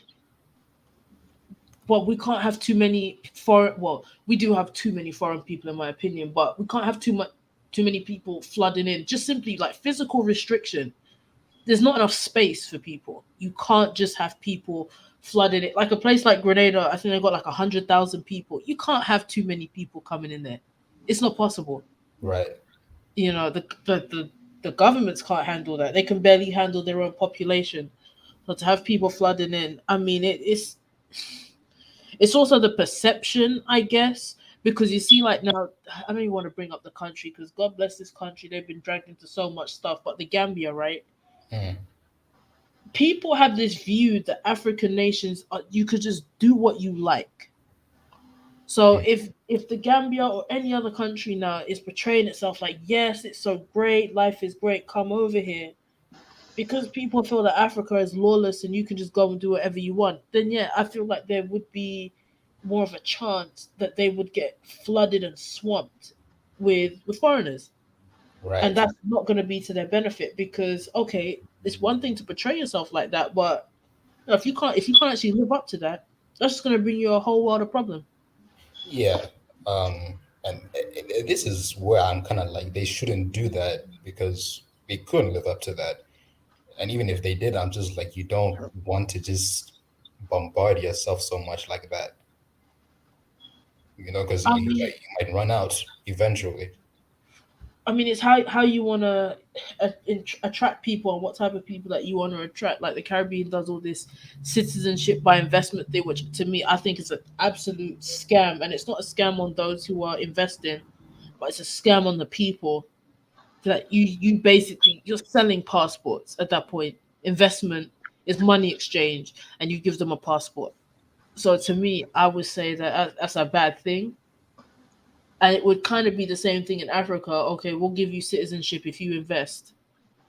It's not a fair exchange. Like you're handing over the access to the country, the rights of the people in that country, the rights to determination in that country, and you're going to allow foreign people to come in. It's too much of an issue. So I see what you're saying, but at the same time, I mean, you don't want to advertise yourself badly as a country. because then they're just gonna be like, oh well, look at it, it's so terrible. Maybe we need to go in there and do something about it. The whole savior complex as well. Not even just with black people, but just other people in general. Yeah, that's my answer to it. Chima, do Yeah. you have any? How do you feel on that? Um, I think you can say my view was pretty much the same as Michael's because I mean don't get me wrong, I'm not like against like new immigrants coming to our countries, but this kind of policy kind of leaves room for like the worst people to come in, people who just have money, but you don't even know their full backgrounds. So you're just letting anyone in who just happens to have a lot of money, and Mm. that and then in the end, it's just going to create issues because you don't know if you're letting someone in who's from like a 500 company or someone who's from a freaking drug cartel. And I think that there was talk about African passports, not from actual citizens, but other people, foreigners having these passports, and then they're getting caught up in these illegal situations, and it makes it look like people from a certain nation are causing this type of crime, and that's not exactly the case. All right. Right. Like I can kind of agree. Like it would be good for the economies if some people did come from other nations. But like Chima said, it's like you don't want to really let just anybody in, you know? It's true. Yeah, yeah, because if those people, these foreigners, who happen to have African or Caribbean passports, do some nefarious crap overseas, like who who like who's going to have the fingers pointing out at either the African or Caribbean nations? Yeah. Exactly, and I'm glad that you said that because one case comes to mind. There's a channel on YouTube called Carib Nation TV, and they have these discussions. Basically, I believe they're based in Washington D.C.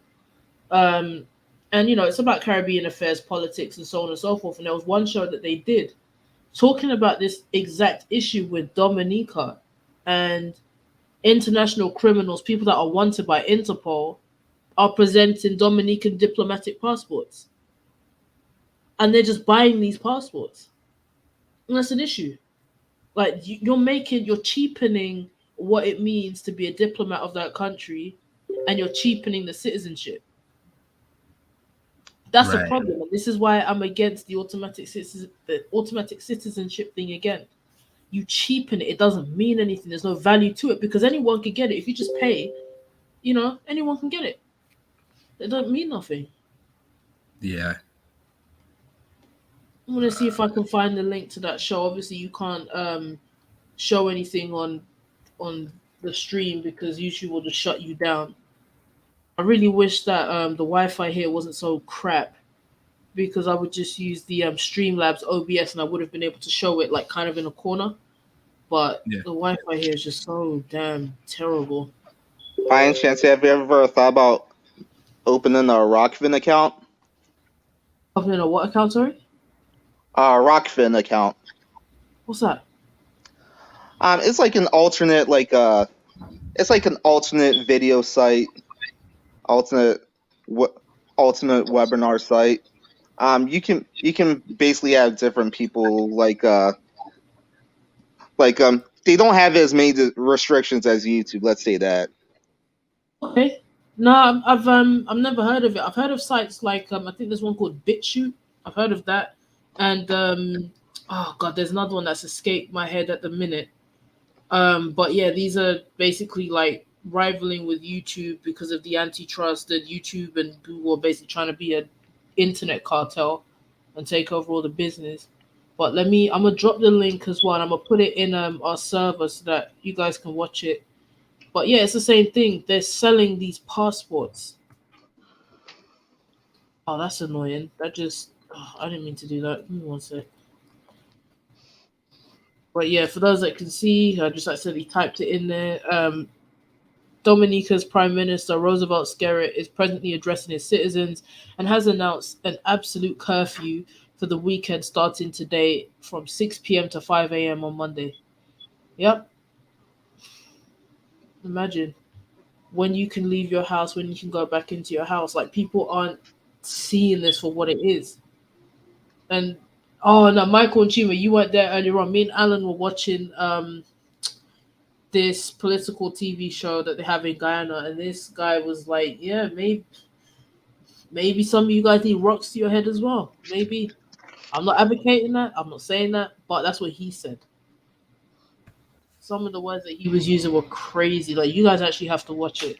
I couldn't believe it. He's a politician, cursing everybody out, condemning people to hell. It was just like, wow. What? Okay. That's what I'm saying. This is what's funny. Like, Caribbean politics is really funny. The way that they carry on, it's hilarious. But it's like, at the same time, guys, you would never see even the U.S. Election. You're not gonna have like Donald Trump calling Hillary, oh, you're a stinking goat, you this, you bitch, blah blah. Like, you're not gonna hear that. Yeah. I'm telling you, it's crazy. It is crazy. Hold on. I don't mean to interrupt, but Kenya has just won the marathon for ladies. So All right, Nice. go. yeah. Clap for me, bitches. Um, Africa United. Go them. Yep. I'm telling you, because when you were telling me that Kenya weren't winning nothing, I'm like, you have to be joking. Kenyans, they run everywhere. How does Kenya not have a medal?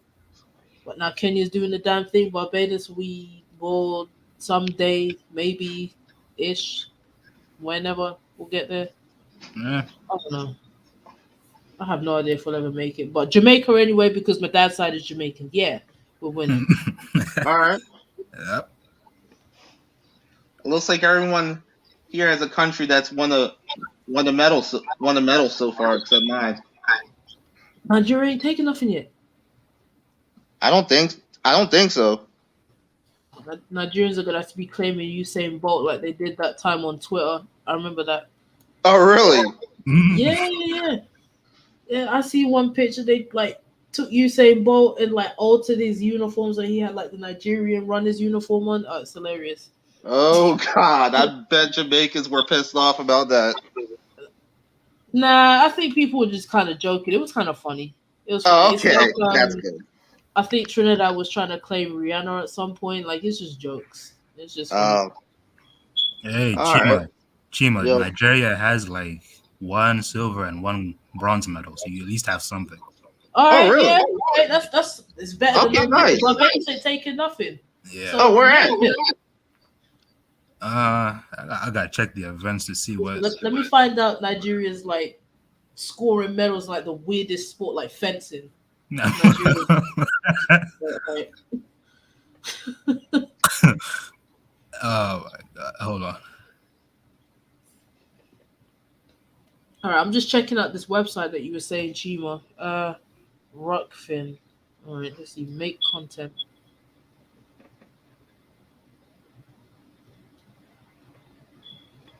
Man, they're trying to already make me sign up for an account. I'm just trying to understand what it is. I don't like websites that do that. All right. That's how I ended up with a bank account one time, because I just wanted to like learn more about the app, and then they're like, "Oh, you have to download the app." So I downloaded it, and they were like, "All right, put this information in, put this information in." Like 5 minutes, I had a new bank account. Didn't even mean to do it. Oh damn. Yeah, Wow. yeah, I didn't mean to do that. And that's Well, what Rockland happened. is not like that. I'm gonna check it out though, because it looks really just really clean. It looks really nice and clean. YouTube is it's past its prime. I do like to use the Streamlabs OBS because you can put videos and sound, and like we do the VCs. It's kind of easier than using StreamYard, because if you use StreamYard on your phone, it'll set your phone on fire, literally. The thing burns your phone out, kills your battery. That it overheats your phone also if you use it. Yeah, it does. I don't know what that's about, but I thought they would have had an app by now, but obviously they don't. And they're not really worth their subscription fee because, like I said, OBS Streamlabs OBS is free, and I think you can pay the premium is like £10 a month or something like that to get all the Okay. extra features. So yeah, people, if you want to live stream, seriously, just go with Streamlabs OBS. It's not that hard to figure out. It's a little bit more complicated than StreamYard, but you can have things like RSS feed. You see, I've got the little ticker going about here, but actually had to copy and paste that. But the OBS does it automatically if you just put in the feed link and stuff. There's all sorts of different stuff that you can do, control people's volumes and stuff like that. So yeah, just check out Streamlabs. Another thing that I wanted people to look at as well. Shout out to the Chiefs table because I was playing it on my stream a few days ago. But guys, check out another. See, it's always the Nigerians. Everyone always hates the Nigerians, but Nigerians do the thing. Check out the Chiefs table. Let me get the link. Michael, do they play Worry in Kenya? Like, what do they call it if they play it? I know they played, but I have to remember what the name of it was. See, we need another Kenyan. That's what it is. We're gonna get rid of you. Wow. All right. Yeah. Wow. Let's go from Michael out. We have a lot of Nigerians in the server, and it's like it's turning into London basically because it's like majority Jamaicans and then majority Nigerians, and it's just like wow. All Oh, right. okay. I remember the name now. I can remember the name. It's called Bao. BAO. Wow. Okay. Yeah. This game right here, I love this game. It's probably because I win it a lot. It's like a game that I can play it. It's not multiplayer yet, according to Chief. He said it's not multiplayer yet, but you can play against the computer. It's yeah. You're right. What I did yet. Worry is a big sport in Antigua. Is that not like your national sport? Because I've seen like a mini documentary about how important worry is. And I know that people, if you don't have the board, I think you can play it like in the ground. People dig out little holes in the ground and play it on the floor. Yeah, definitely amongst the old people. You can buy worry boards in the town. Yeah, I actually, let me put a little advertisement. I'm advertising for everybody that I like today. If anyone ever goes to Barbados, go to the Pelican Village and look for a guy. I believe his name is Harewood. You want to go into the Pelican Village towards the back and you want to look for the woodwork shop and you can get some really nice traditional board games that he handcrafts himself and you can get like if you want to make cuckoo, if you want to pound the corn and stuff like that, you can get these huge, he makes huge mortar and pestles out of wood. That's like the Pelican, let me see if I can find it on the internet. I'm gonna tell you because gave me a good price. I didn't, short him on the price, but the finished product, I love my worry board. Comes with instructions, the seeds and everything. Comes with everything that he'll do it for you. And he had this little it was a small like a travel version that you could fold as well. But I didn't want to get the travel version. I got like the giant solid one just so that I can have it. And like he's got different carvings and stuff like that in it. It's really good. Let me see. Pelican Village woodwork. I don't have his card on me at the minute, which is why I don't have the name to hand. But let me just look it up. Yeah, some people they do dig in the ground, and when you watch the old people play it, like the people that are really experienced, they do it real quick. Like me, I still have to think about my moves. But when you play the Chiefs table, let me tell you something. Make sure that your cursor's on the right house because I've made that mistake too many times. You click on the wrong one and there's no going back. If you click on that one, that's it. It's gonna make that move. Let's see if I can find it. Pelican Village. I gotta find this. If I ever find it, I'm gonna put the name in the description. I'm really trying to find it seriously. Uh, Let me see. I don't know. Chima, say something interesting. You tell us something interesting. Um, I don't know if the game is played in Nigeria or not. I've never actually seen anyone play it. It has to be. I guarantee you. I don't know if there's Nigeria watching in here or a continental that will know if it's played. I guarantee you it's played in Nigeria. I'm sure of it. Must be. Well, I mean, then again, I think that they say because we call it worry, and I think in Ghana it's called worry. I think people make that connection and say that we probably got it from that region, from that part, and that's why we call it worry today. Uh, So I'm still here. Here we go. Harwood Woodworks. Right. That's the name. Oh, it's got a phone number as well, but I ain't gonna put it out because I don't know I'm harassing this person. But it's called Harwood Woodworks. If you go down to Pelican Village, go look for Harwood Woodworks. I can stand by it 100%. High quality worry boards, mortar and pestle. Like you go in there, he's got all of his work there. You usually go in there, he's working. Good stuff. all Really, right. really good stuff. I don't know if he has a website though, but I do have his email. But again, I'm not gonna put it out because people are crazy on YouTube. If you ever go, check him out.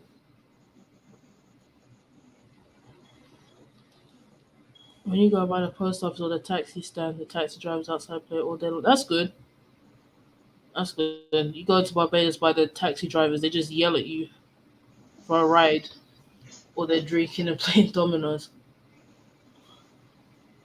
Boy, I really want to get out of this country and go back. I miss the sun. But yeah, as you can see, here's the game. 3D graphics. I'm gonna turn off the sound because it's just too loud. Wait, can you guys actually hear the sound on the tab? Yeah. Yeah. Alright, yeah, we're gonna turn that off. This is loud. Yeah, we're gonna do it quiet. We're gonna play on medium. Alright, let's do this. I'm telling you, once it gets online, we're doing warrior competitions, multiplayer. All right.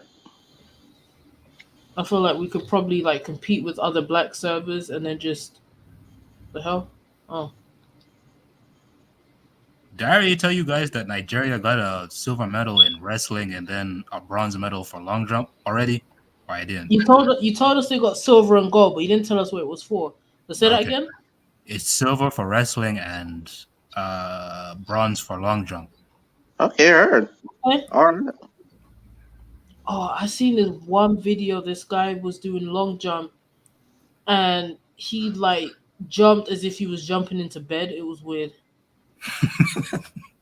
Like he just landed face first. Ah, damn! I I heard forgot about to that. get in there. I haven't seen it. I'll see if I can find it. One, two, three. Yeah, you see, I have to think about my moves before I do them. One, two, three, 4, 5, 6. Perfect. 4, 5, 6. All right.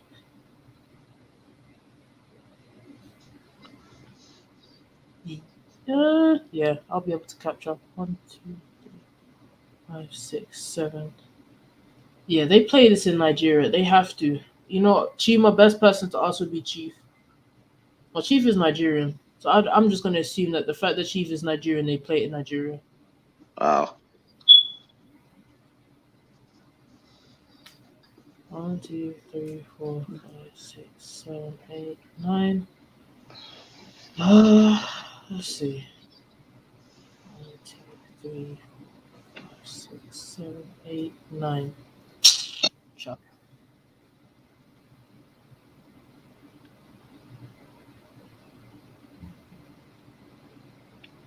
Mm-hmm.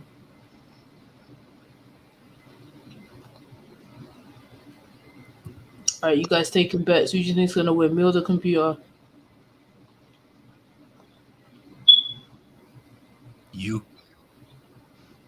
don't just say that and then I lose. All right, the computer. All right, but I'm just saying, say how you really feel. Like, To, to be honest, I don't exactly know how this game is played. it's easy. It's a really easy game, right? Like, we'll I have to once I've thrashed the computer. If I do, we'll have to go over it because it's not a hard game.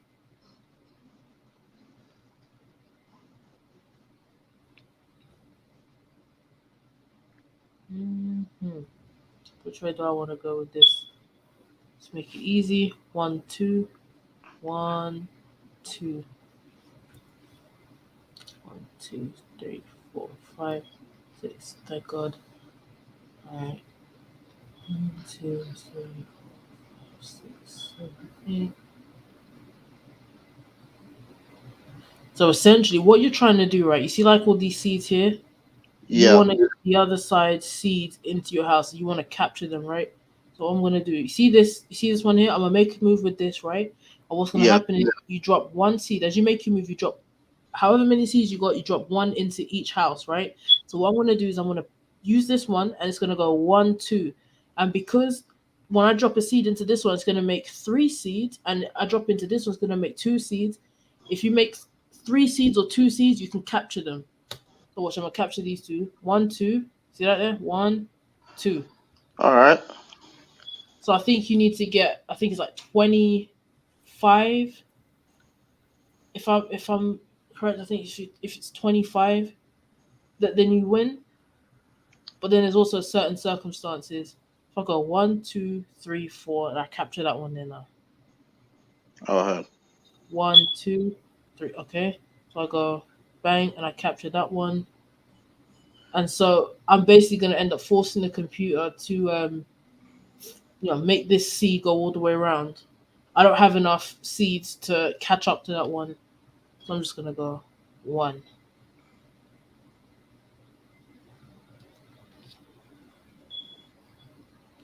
You kind of almost end up chasing them around the board. all right. 1, 2, 3, 4, 5. Right.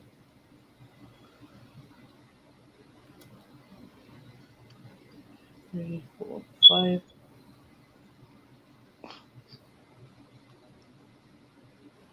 I don't think I made a good move. All right. 1, 2, 3, 4.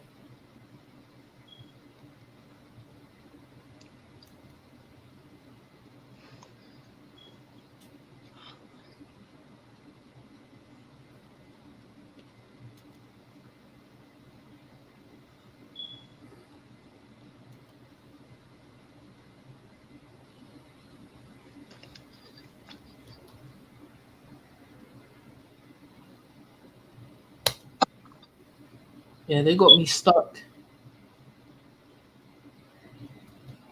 I can't really capture nothing at this point. So you see, like this one here.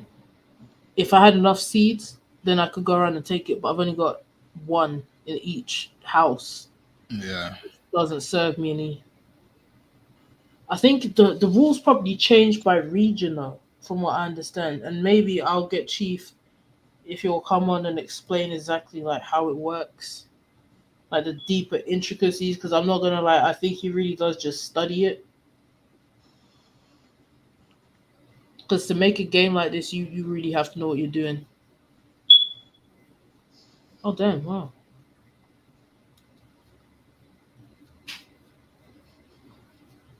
All right, easy capture. 1, 2, and I win, just like that. All right. Yeah, and Nice. that's. I don't know if you understood it, but yeah, essentially you just need to capture the opponent's seeds. That's what you have to do. All right. Is it like a chess? I guess it's like a form of chess, somewhat ish. Some people might say it's a simplified chess, but not necessarily because it's also about it's about being good at maths. Yeah, yeah, yeah, exactly. Because that's what Chief said. Chief was like, yeah, if you're good at worry, you're good at maths. Um, I would like I mean, I'm guessing it's more like the game Go, right? Nah. I think it's more like the game Go than chess. Who I knows? I have might no be idea wrong. what that is. I've got no clue what the game Go is, but I don't know. It's just kind of. I mean, when it comes to strategy and stuff, it's all about strategy as well, and being able to count really quickly. Because usually, like I guess if you're playing with someone that's experienced, if you watch them, they play really quick. Like they just pick up one, two, three, four, all the way around the board. Right. Yeah, you go watch some old people. Oh Just these yeah. old people are slow, but they play quick at board games. But there we go. I'm gonna put the website up, guys. Check out. There you go. That's the website there. I will put it in the description as well once the stream is done. I don't know if you guys. I'm ready to wrap it up because I still haven't eaten, and at this point, I'm probably just gonna pull it 24 hours. I want to get Yeah. started. All Yeah. I right. was about to just Anything ask. else that you Like, want to say? yeah, I was about to ask like one more question. Like the question from yesterday. Like how I was asking like, what would Barbados be able to export, like besides tourism? Well, I mean, we export alcohol. I'm not really too sure if even that is something that you want to rely on. Yeah. Um, the sugar thing, I'm not too sure where we are really with sugar like that anymore. I'm sure we're not really doing much in terms of the sugar thing. Um, that's a really good question. And what I will probably do, let's take a look on the internet. Because we really don't have much. We don't have like a gold or anything like that. Oh, what's this? Attack on Prime Minister Gonzalez is an affront to our democratic principle. You know what? Frankly, I think you being in power for 20 years is an affront, but that's none of my business. Right. I'm saying the nerve, like again, this is the lack of accountability. It's just oh I yeah, mean, they do make. what You exactly know has what? he You're done right. for the Well, country? sorry, go ahead. Like, what exactly has he done for the country? I mean, if he's actually been a benevolent leader, that's one thing, but has I he? don't think he has. I don't think he has. There are certain things again that I don't want to mention because I don't want to get in trouble. I really don't. But yeah, you're right, Willadi. Pine Hill, and shout outs to Pine Hill because they make amazing passion fruit juice. I love the passion fruit juice. You go into Carlton, you get the little boxes, or you can get the big box, but get the tiny box and leave them in the freezer, right? And then when you take them out for about 10 minutes. Get the straw, bust the box with the straw, and there you go. You have an amazing treat. I'm telling Yeah. you, Pine Hill, amazing. Yeah. I was thinking about food stuff yesterday, but I just wasn't sure like I mean, what we would can. be. You know what it is? When I think of food, I always keep thinking of like the actual growing of food because we just don't have the space for it. But Yeah. again, manufacturing, yeah, we can do because we've done the like manufacturing thing before. There's this is something that can be our strength. You see, we could probably learn some things from Trinidad because Trinidad are also very industrious and they're obviously bigger. But we could take some stuff from them as well. But And I not like only to the trade with and each not other. only do you have to use like the actual ground, you can use greenhouse technology also in order to produce crops. That's true. That's very true. We have the prime climate. We're in the right place for this type of thing. And it's like the same thing I said yesterday about the solar panels. Solar panels should have been made available to everybody, but that's not the case. They were developed in the Caribbean. But why is it that only rich people can afford solar panel? Oh, let me guys show you the Pine Hill passion fruit juice. That stuff right there is it's nectar of the gods. Amazing. So I told my cousin, I'm like, listen, just pick up as many as you can every time we go shopping. I'll just buy like 50 of them. No, seriously, Michael, you don't understand that Pine Hill passion fruit juice. That's something else. That's special.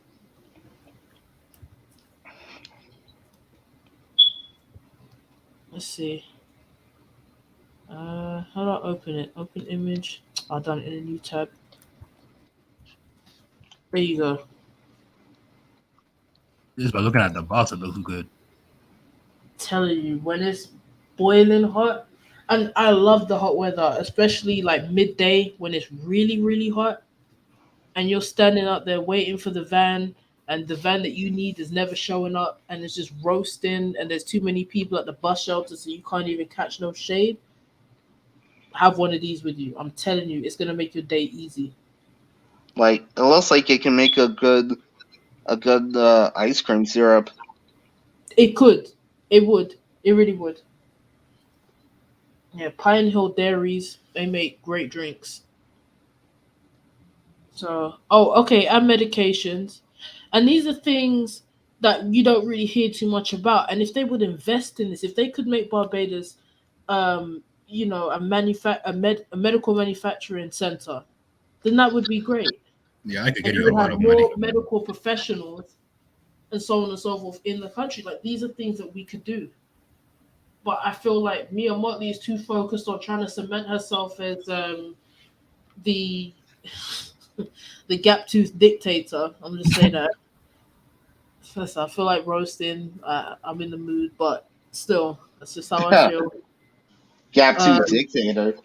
yeah, the gap tooth dictator with the crazy voice, allegedly from smoking, allegedly, but she's too focused on herself and cementing power and the BLP, and it's a shame because historically, and I mean, still, my family vote for BLP. They've been doing from the beginning of the formation of that party. My grandma's aunt, so my great great aunt, she was a part of the women's league and like getting women into politics, like when this whole thing was starting way back when.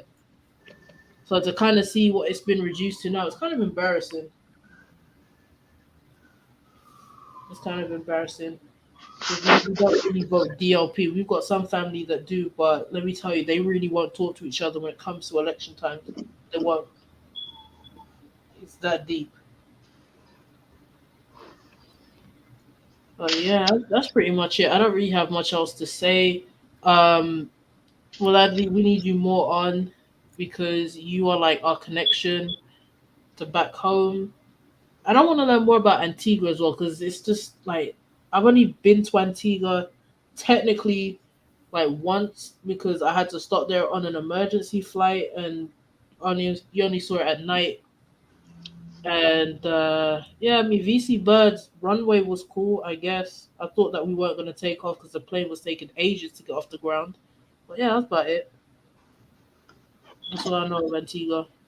Oh, is it true that you have 365 beaches, or is that just something that they say? Because I just don't see how that's possible. No, wait, what? Yeah, yeah, yeah. Yeah, they say, right, that Antigua has 365 beaches. And I'm just like, but I don't understand, like, how. I'm not gonna lie. Could I point Antigua out on a map? I couldn't. I couldn't tell you. I know it's somewhere up north, probably by St. Kitts, but I couldn't point it out to you on a map. I don't know if they're near the Bahamas or not, I feel but like it would be near Bahama. 365 beaches? Sorry, No, go it's ahead, in the Michael. East Caribbean. Oh, It's okay. like close to Anguilla, I think. Anguilla. Yeah, then I mean they're still north, but yeah, let me just check Google Maps. Hold on, because they really do say that it has 365 beaches, and I'm just like I don't understand how you can have so many beaches and be a tiny Caribbean island. All right, let's have a look. Bless you. Sorry, someone sneezed. That is what they say. They have a lot of beaches. No, we are far from Bahamas. We're close to what? Oh, are you really? Are you that? I didn't know you were that close. That sounds about right. Oh, what do I know? I have no idea. I'm not gonna lie. It's like with St. Kitts. I just didn't know where it was. I knew it was a place, but it's like where? All right. Oh, no wonder it took like what half an hour to fly from Barbados to Antigua when I had to go back. Right. So there's Antigua. But wait, is this it? What is this? What is this? Okay, right. So this is the actual Antigua. I'm just not understanding how they have 365 beaches. Right, where's Barbuda? That's Montserrat. Ah, right. Here's Barbuda. Mm-hmm. Okay. Alright, so you guys is up there.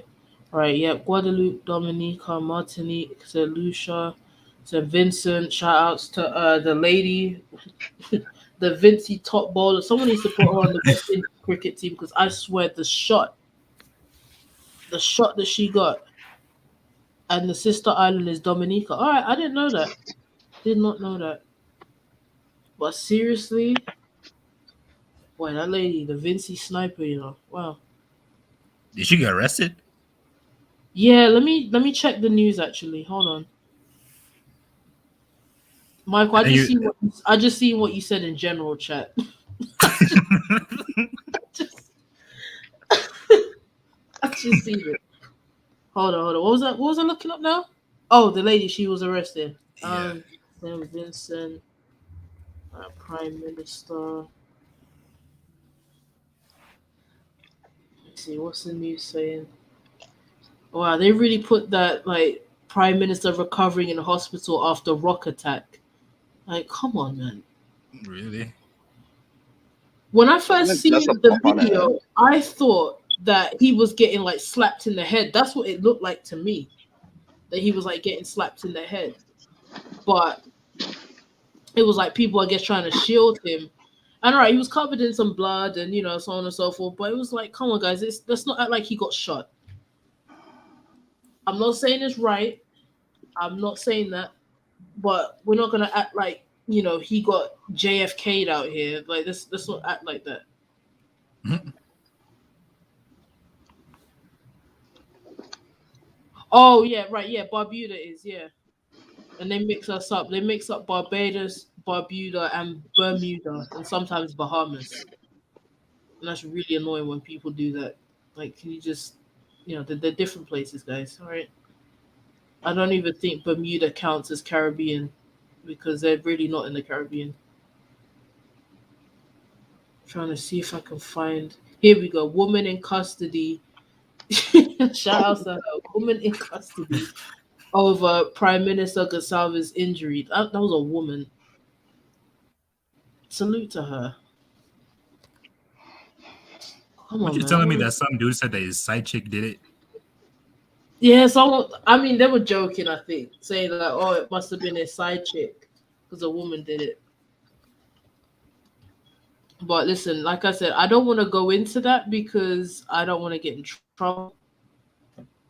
One thing about Rav is he's a character all on his own.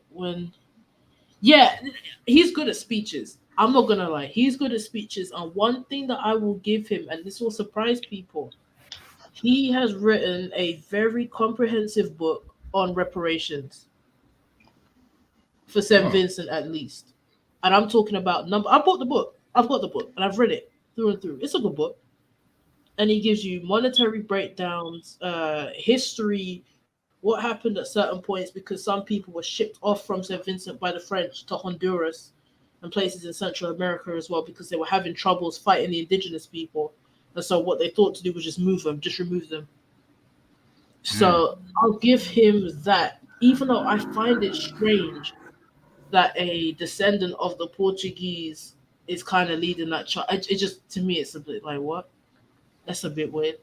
But I guess give him his dues where it's necessary. Yeah, that's also one thing that people don't really talk about. Like some people will just move from the Caribbean to elsewhere at certain times. Yeah, a lot of people from my family research, we're just from Barbados. That's it. But if some people do their family research, you will find that you might think that you're from, let's say, St. Lucia, but you're actually from somewhere else. Yeah. That's happened a lot because migration. You go to a different island to work and whatever the circumstances you end up in. You know, so yeah, even in Central America, I believe I have family in Panama. I might have family in South Carolina as well from migration. So Okay. yeah. All Yeah. right. And shout out to my other African American family that married into my family. Shout outs to them. Auntie Ida, she's always All right. cool. He was really pushing the reparations throughout CARICOM while his wife is a black Dominican. Is his wife the mother of the finance minister as well? His son Camille.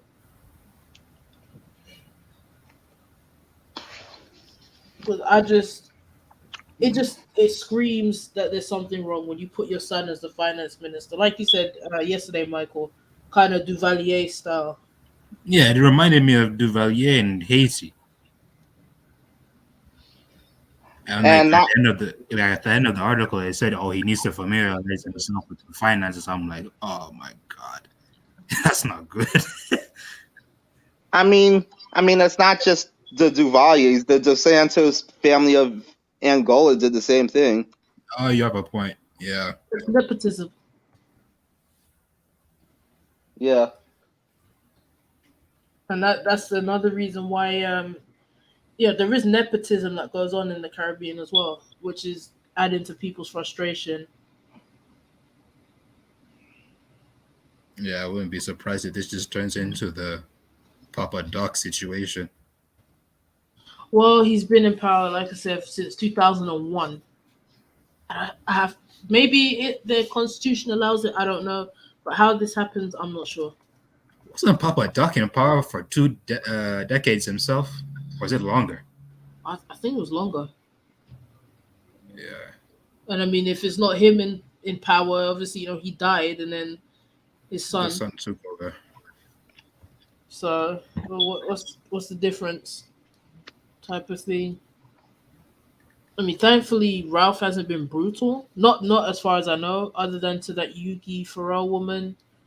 Uh, that to me, that's just a gross misconduct of power. I get it. She called her a bitch, but you know, You don't need to go to a rehabilitation just for that. yeah. Well, it's again scandal. It's all Uh, scandal. I have a very random question. What do you guys think about the Cuba situation? Um. Uh, Oh, yeah, really? Wait, Auntie, you have Gaston Brown, Mister Hitler mustache. He made his wife the Minister of Land. What? Oh boy, I'm telling you, Gaston Brown is something. He's just a funny looking guy, and he hates Bajans, and I don't know why. And I feel like a Bajan He, must have took his first wife or something because he does not like Bajans. why? What does he do or say? He blamed Bajans for the reason. Shucks, what's the name of it now? Liat, the regional airline failed. He's like certain insidious people, especially Bajans, are part of why this thing failed. And it's just like, wow, okay, well, Oh, great. glad you feel that way, but it doesn't help when you dress up literally like a black Hitler. Every time I yeah, see it, it's the facial hair. Like I don't know who told you it's a good idea to look like that in 2021. yeah. Yeah, but to answer your question, Chima, I think Biden put another sanction on Cuba again. Yeah, he did. Yeah, Alien was going off on it a few days ago. I don't know. When it comes to this situation, right? I'm trying to be fair and not put my own thoughts on it, if that makes sense. Because it's like I don't want to deny what's going on or what could be going on with the Cuba situation because we don't really know. We're not there. I'm not Cuban. I don't have family in Cuba. I know I have friends that are Cuban and you hear different things and it's kind of tricky, right? My only thing is this: I don't agree with the US intervening. I don't agree with the US putting embargoes, blockades, and hinder it. They're trying to break Cuba. They've been trying to break Cuba, and that is what I don't agree with. They're deliberately meddling into Cuba's affairs because they want to reopen Cuba for their own sake. And to Right. me, when you're threatening a country's sovereignty and their right to self determination and govern how they want to, and the only way that you can break them is by using their people against their own government. I can't agree with that. Mm-hmm. Here we are. That's Gaston Brown in all his bushy Hitler mustache glory. This dude looks crazy. He really does. Like he really does. Looking like he was A lot studying of people Thomas call Sankara him. and Hitler at the same time. Yeah, he does. He really does. Yeah, and Cuba's been really good to the Caribbean. They really Yeah, have. yeah. And I feel like because, the US and all these different things that get in the way, I feel like we haven't been able to return the favor maybe for Cuba as much. But Cuba has definitely been good to us for donkey's years. Always been good to us. Like And to Cuba Africa has as well. actually been good to Africa, believe it or not. To be honest with you, They Right. have been. Like they sent some doctors to Kenya like a few months ago. It's a shame what's going on in Cuba. If the people want change and it's not, this paid insurgency, then fine. Absolutely. The government, they do have to listen to their people and make the changes if that's what the people want to, if that's what they want to have. But have the dialogue with the people rather than you dictating to them. If they want it's things to be a bit eased up, then that's cool. But also, people have to understand that their sovereignty is at risk when you play this global game. Go Mm-hmm. ahead, Gina. You wanted to say something? and of course the U.S. is using these Miami Cubans as an excuse to want to invade because they're basically the loudest voice in favor of intervention. Mm. Kind of takes me back to the Maurice Bishop situation. Mm. All these loud voices. In their case, it was we have to break into Grenada because they have all these U.S. medical students that are in danger and they're a communist republic. We have to destroy them. They're working with Castro. They're going to attack America. Yeah, sure. We know what happened after that. The fact that Reagan said that with a straight face just made me want to punch him in his throat. Like, are you He's a serious? liar. He was a liar, and his brain failed on him. That's why he went up with the dementia. He's Such a he's big liar. Good lord. Of course, Margaret Thatcher, same thing. Oh yeah. Oh my god, I forgot about that. But for some damn reason, people love them a lot. I don't know why. Well, I do know why, and I feel like it's because both of them were more so nationalist.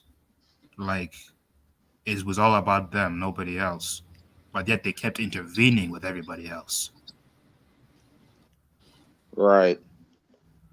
That's a whole nother topic, Grenada in itself, and we can get Devon to explain that he lived through that revolution. Yeah, he Just told a letting story somebody about that. Hmm? Yeah, he told a story about that once in one of these servers. Yeah. Well, I think that's when we had the other guy that literally was denying everything. And what did he say to him? Like, have you got proof that they bombed you? And it's just like, was he supposed to bring the bombshell? How's he supposed to prove to you in 2020 that from 1983 that they got bombed? Like, what evidence did you want? But he was basically like he's basically like one of these people who wholeheartedly believes that the U.S. isn't setting the world on fire. Yeah, essentially. Yeah, it looks like they're about to go to war with Iran also, so there's that. Yeah, do you remember? Shucks, what's his name now? They killed Soleimani. Soleimani. Yeah. I remember when that first happened, everyone was shitting themselves. Oh my god, we're gonna go to war with Iran. Here we go. Yeah, I remember that, yeah. Jesus Christ. Yeah, I guess they attacked like a warship somewhere. Or they're accusing Iran of attacking a warship. I'm just like, yeah. Was this Yeah, trending a few days ago? Because I think I saw the it was trending. yeah. I think it was like maybe 2 or 3 days ago. Mm. Yeah, they're accusing Iran of attacking like a tanker or something.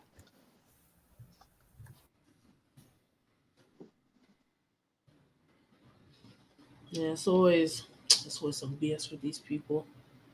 Honestly,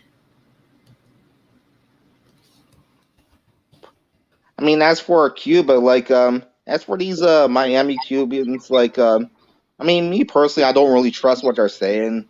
They're the ones who are shouting, "Oh, the Cuban government's killing its own people, this and that." When mm, like are what? they really saying that? Yes, See, like, even I find that hard to believe. yeah, and they keep saying that the embargo is not the one hurting the Cuban people; it's the Cuban government. Yeah, they've been I saying keep that a lot. Yeah, and I keep asking them, the embargo is basically siege warfare, right? So you're telling me that siege warfare didn't have any effect on anyone? But they're so fixated on communists, and I'm not even a communist. I don't really think it's a good idea because of like what Cuba's in. I just don't think that it works. But you can't ignore the facts of what's going on. There's an embargo. Like, what the hell do you think this blockade is gonna do? It's not gonna make anything easier. Nah.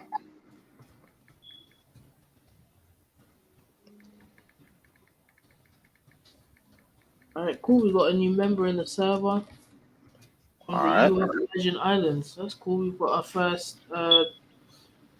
Do we just call them virgins?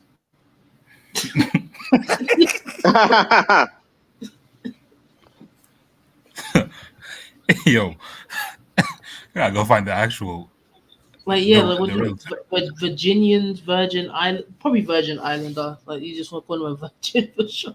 call them virgin. That doesn't make no. Shout out to Virgin Island people. I think people forget a lot about the British Virgin Islands as well because they exist. Oh. Oh, why? Oh, what?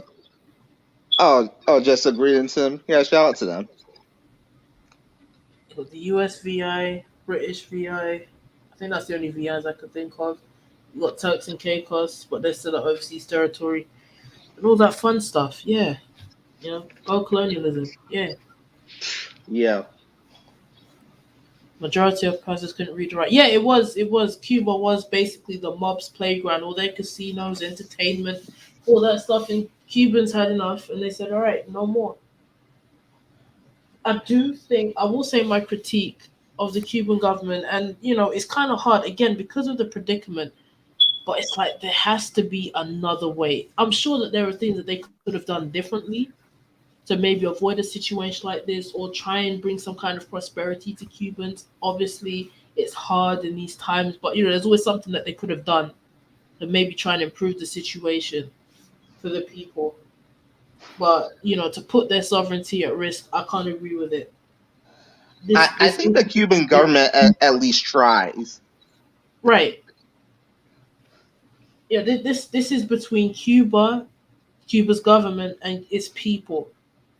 People that live in Cuba, and it's kind of hypocritical to say, but like people that live outside of Cuba, if you left, then kind of like you left. I don't know if I don't want to speak out of turn, but we don't know what it's like, right? Only Cubans that live there can tell you, and it's kind of like between them and the government because they're the ones that live there. I hope I'm not Yeah, speaking out of turn.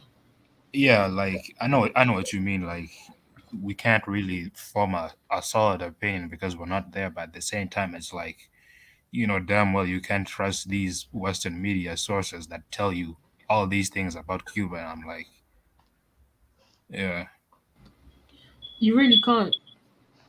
You really can't trust it. I mean, it's all about propaganda, making sure that you make Cuba look as bad as possible so that no one can sympathize with Cuba. But I can't say nothing bad about Cuba. They've only been good to us. They've never done anything to harm us. They've helped us so many times. with the doctors and like Waladi said, the free education, going to Africa, helping out in Africa. Like, how can we hate on Cuba? You just can't. Right? Yeah. I mean, I'm not going to say that Cuban government's perfect. I mean, hell, every government in this world at least a somewhat shady past. Let's be honest with that. But don't act like uh like the Castro government is like the fucking Mobutu government. You know what I'm saying? Right, I get you. I get you. People are trying to compare the government of Cuba to the government of say Haiti and apartheid South Africa. I'm like that doesn't even make any sense. That's Because just people exaggerating. yeah, especially since Castro went there and basically helped with apartheid. That doesn't make any sense. No, that doesn't make any sense. People are just trying to exacerbate it. And I get it. You can have your opinion on your government the same way how I feel about, Barbados and leadership and how certain things are running. But don't stretch it. Don't say that it's just like apartheid and again, I'm not Cuban, I don't live there, but I think it's kind of that's a stretch. Yeah, That's a stretch. I take the actual opinion of a Cuban over someone that just keeps exaggerating about, oh my God, it's Holocaust version 2 over there. I'm like, how do you know? Right. Because I don't know.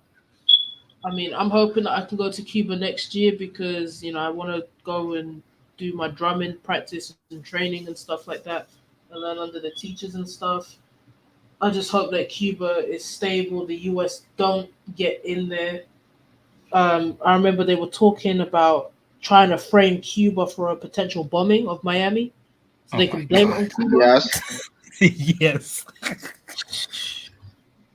Boy, Jesus Christ. I'm This dude really came to TV and said, oh yeah, we should be exploring that option. I'm like, you didn't just say that on television.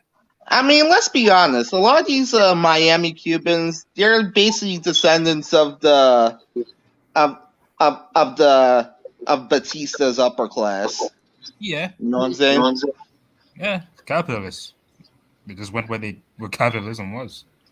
Yeah, they're the ones who lived in the mansions, and when they didn't have those mansions anymore, they decided to leave, Yep.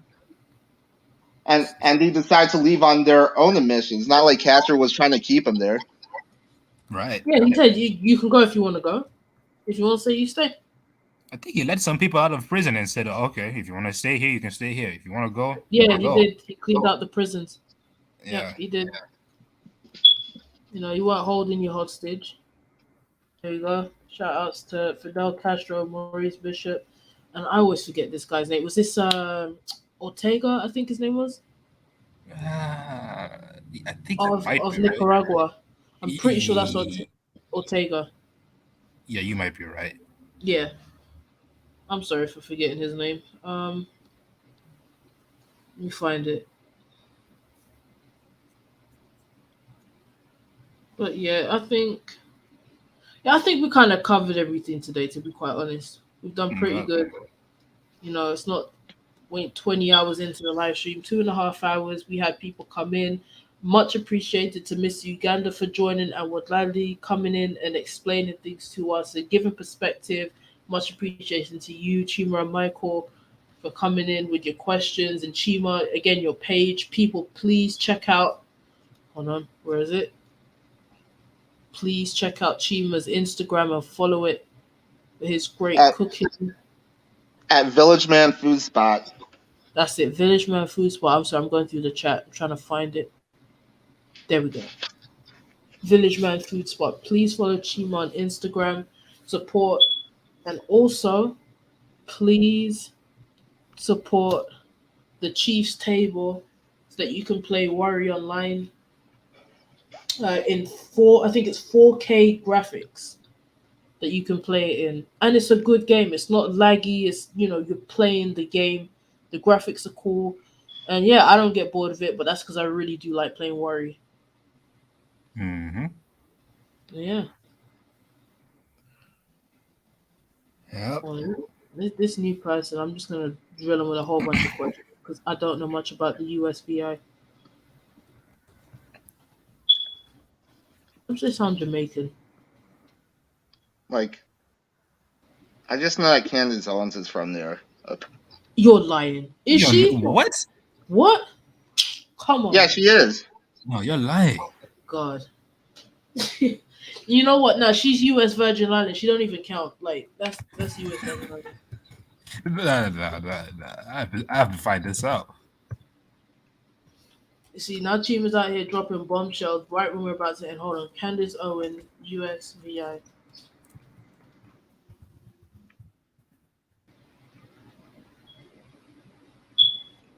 Let me see. Oh, her grandmother is from St. Thomas. Oh, really? Yeah, I didn't know that. Ugh. Well, I will say that this is difficult. Yeah. Well, well, it's not Barbados, so I guess we win. Like, yeah, you guys got um, what's that rapper's name? We have ASAP Rocky. Yeah, ASAP Rocky. Yeah, Yeah. He's from Barbados. Yeah, yeah. we have ASAP Rocky. We also have Designer, if people didn't know. I didn't know that either. Yeah, Mr. Panda, retard sounding guy. Who else have we got? Unfortunately, we have Africa Bambata as well. Sadly to say. Yeah, Yeah. I knew that. Where's Rihanna again? From Yeah, again? she's Bayesian, but I don't want to get into her. I don't feel like it. Oh, her. We have Grandmaster Flash as well, Dougie Fresh, um, LL Cool J. I think apparently that's what I heard. I think he's Um, from Bahamas, or am I wrong about that? I heard it was Barbados. Um, and then yeah, that's the Well, only people I can think of off the top of my head. don't don't tell Tariq Nasheed though. Chima, I don't even know who that is. I don't even acknowledge who that person is. All If that makes right, sense. forget. All right, forget that I said the name though. All right, let's see. Well, do you have family? How do you feel? Are you Candace Owens' cousin?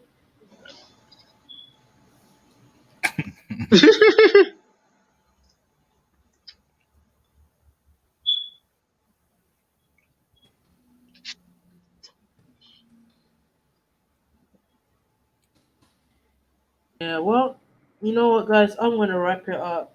I'm gonna get something to eat. I'm gonna pull an all-nighter. I'm gonna draw this person's brain about U.S. Virgin Islands because I don't know much. So yeah, No, again, much appreciated for everyone coming onto the panel, sharing their information, opinions. Just having a great dialogue and discussion. I really appreciate it, guys. So have a good night. All right, peace. Peace. peace.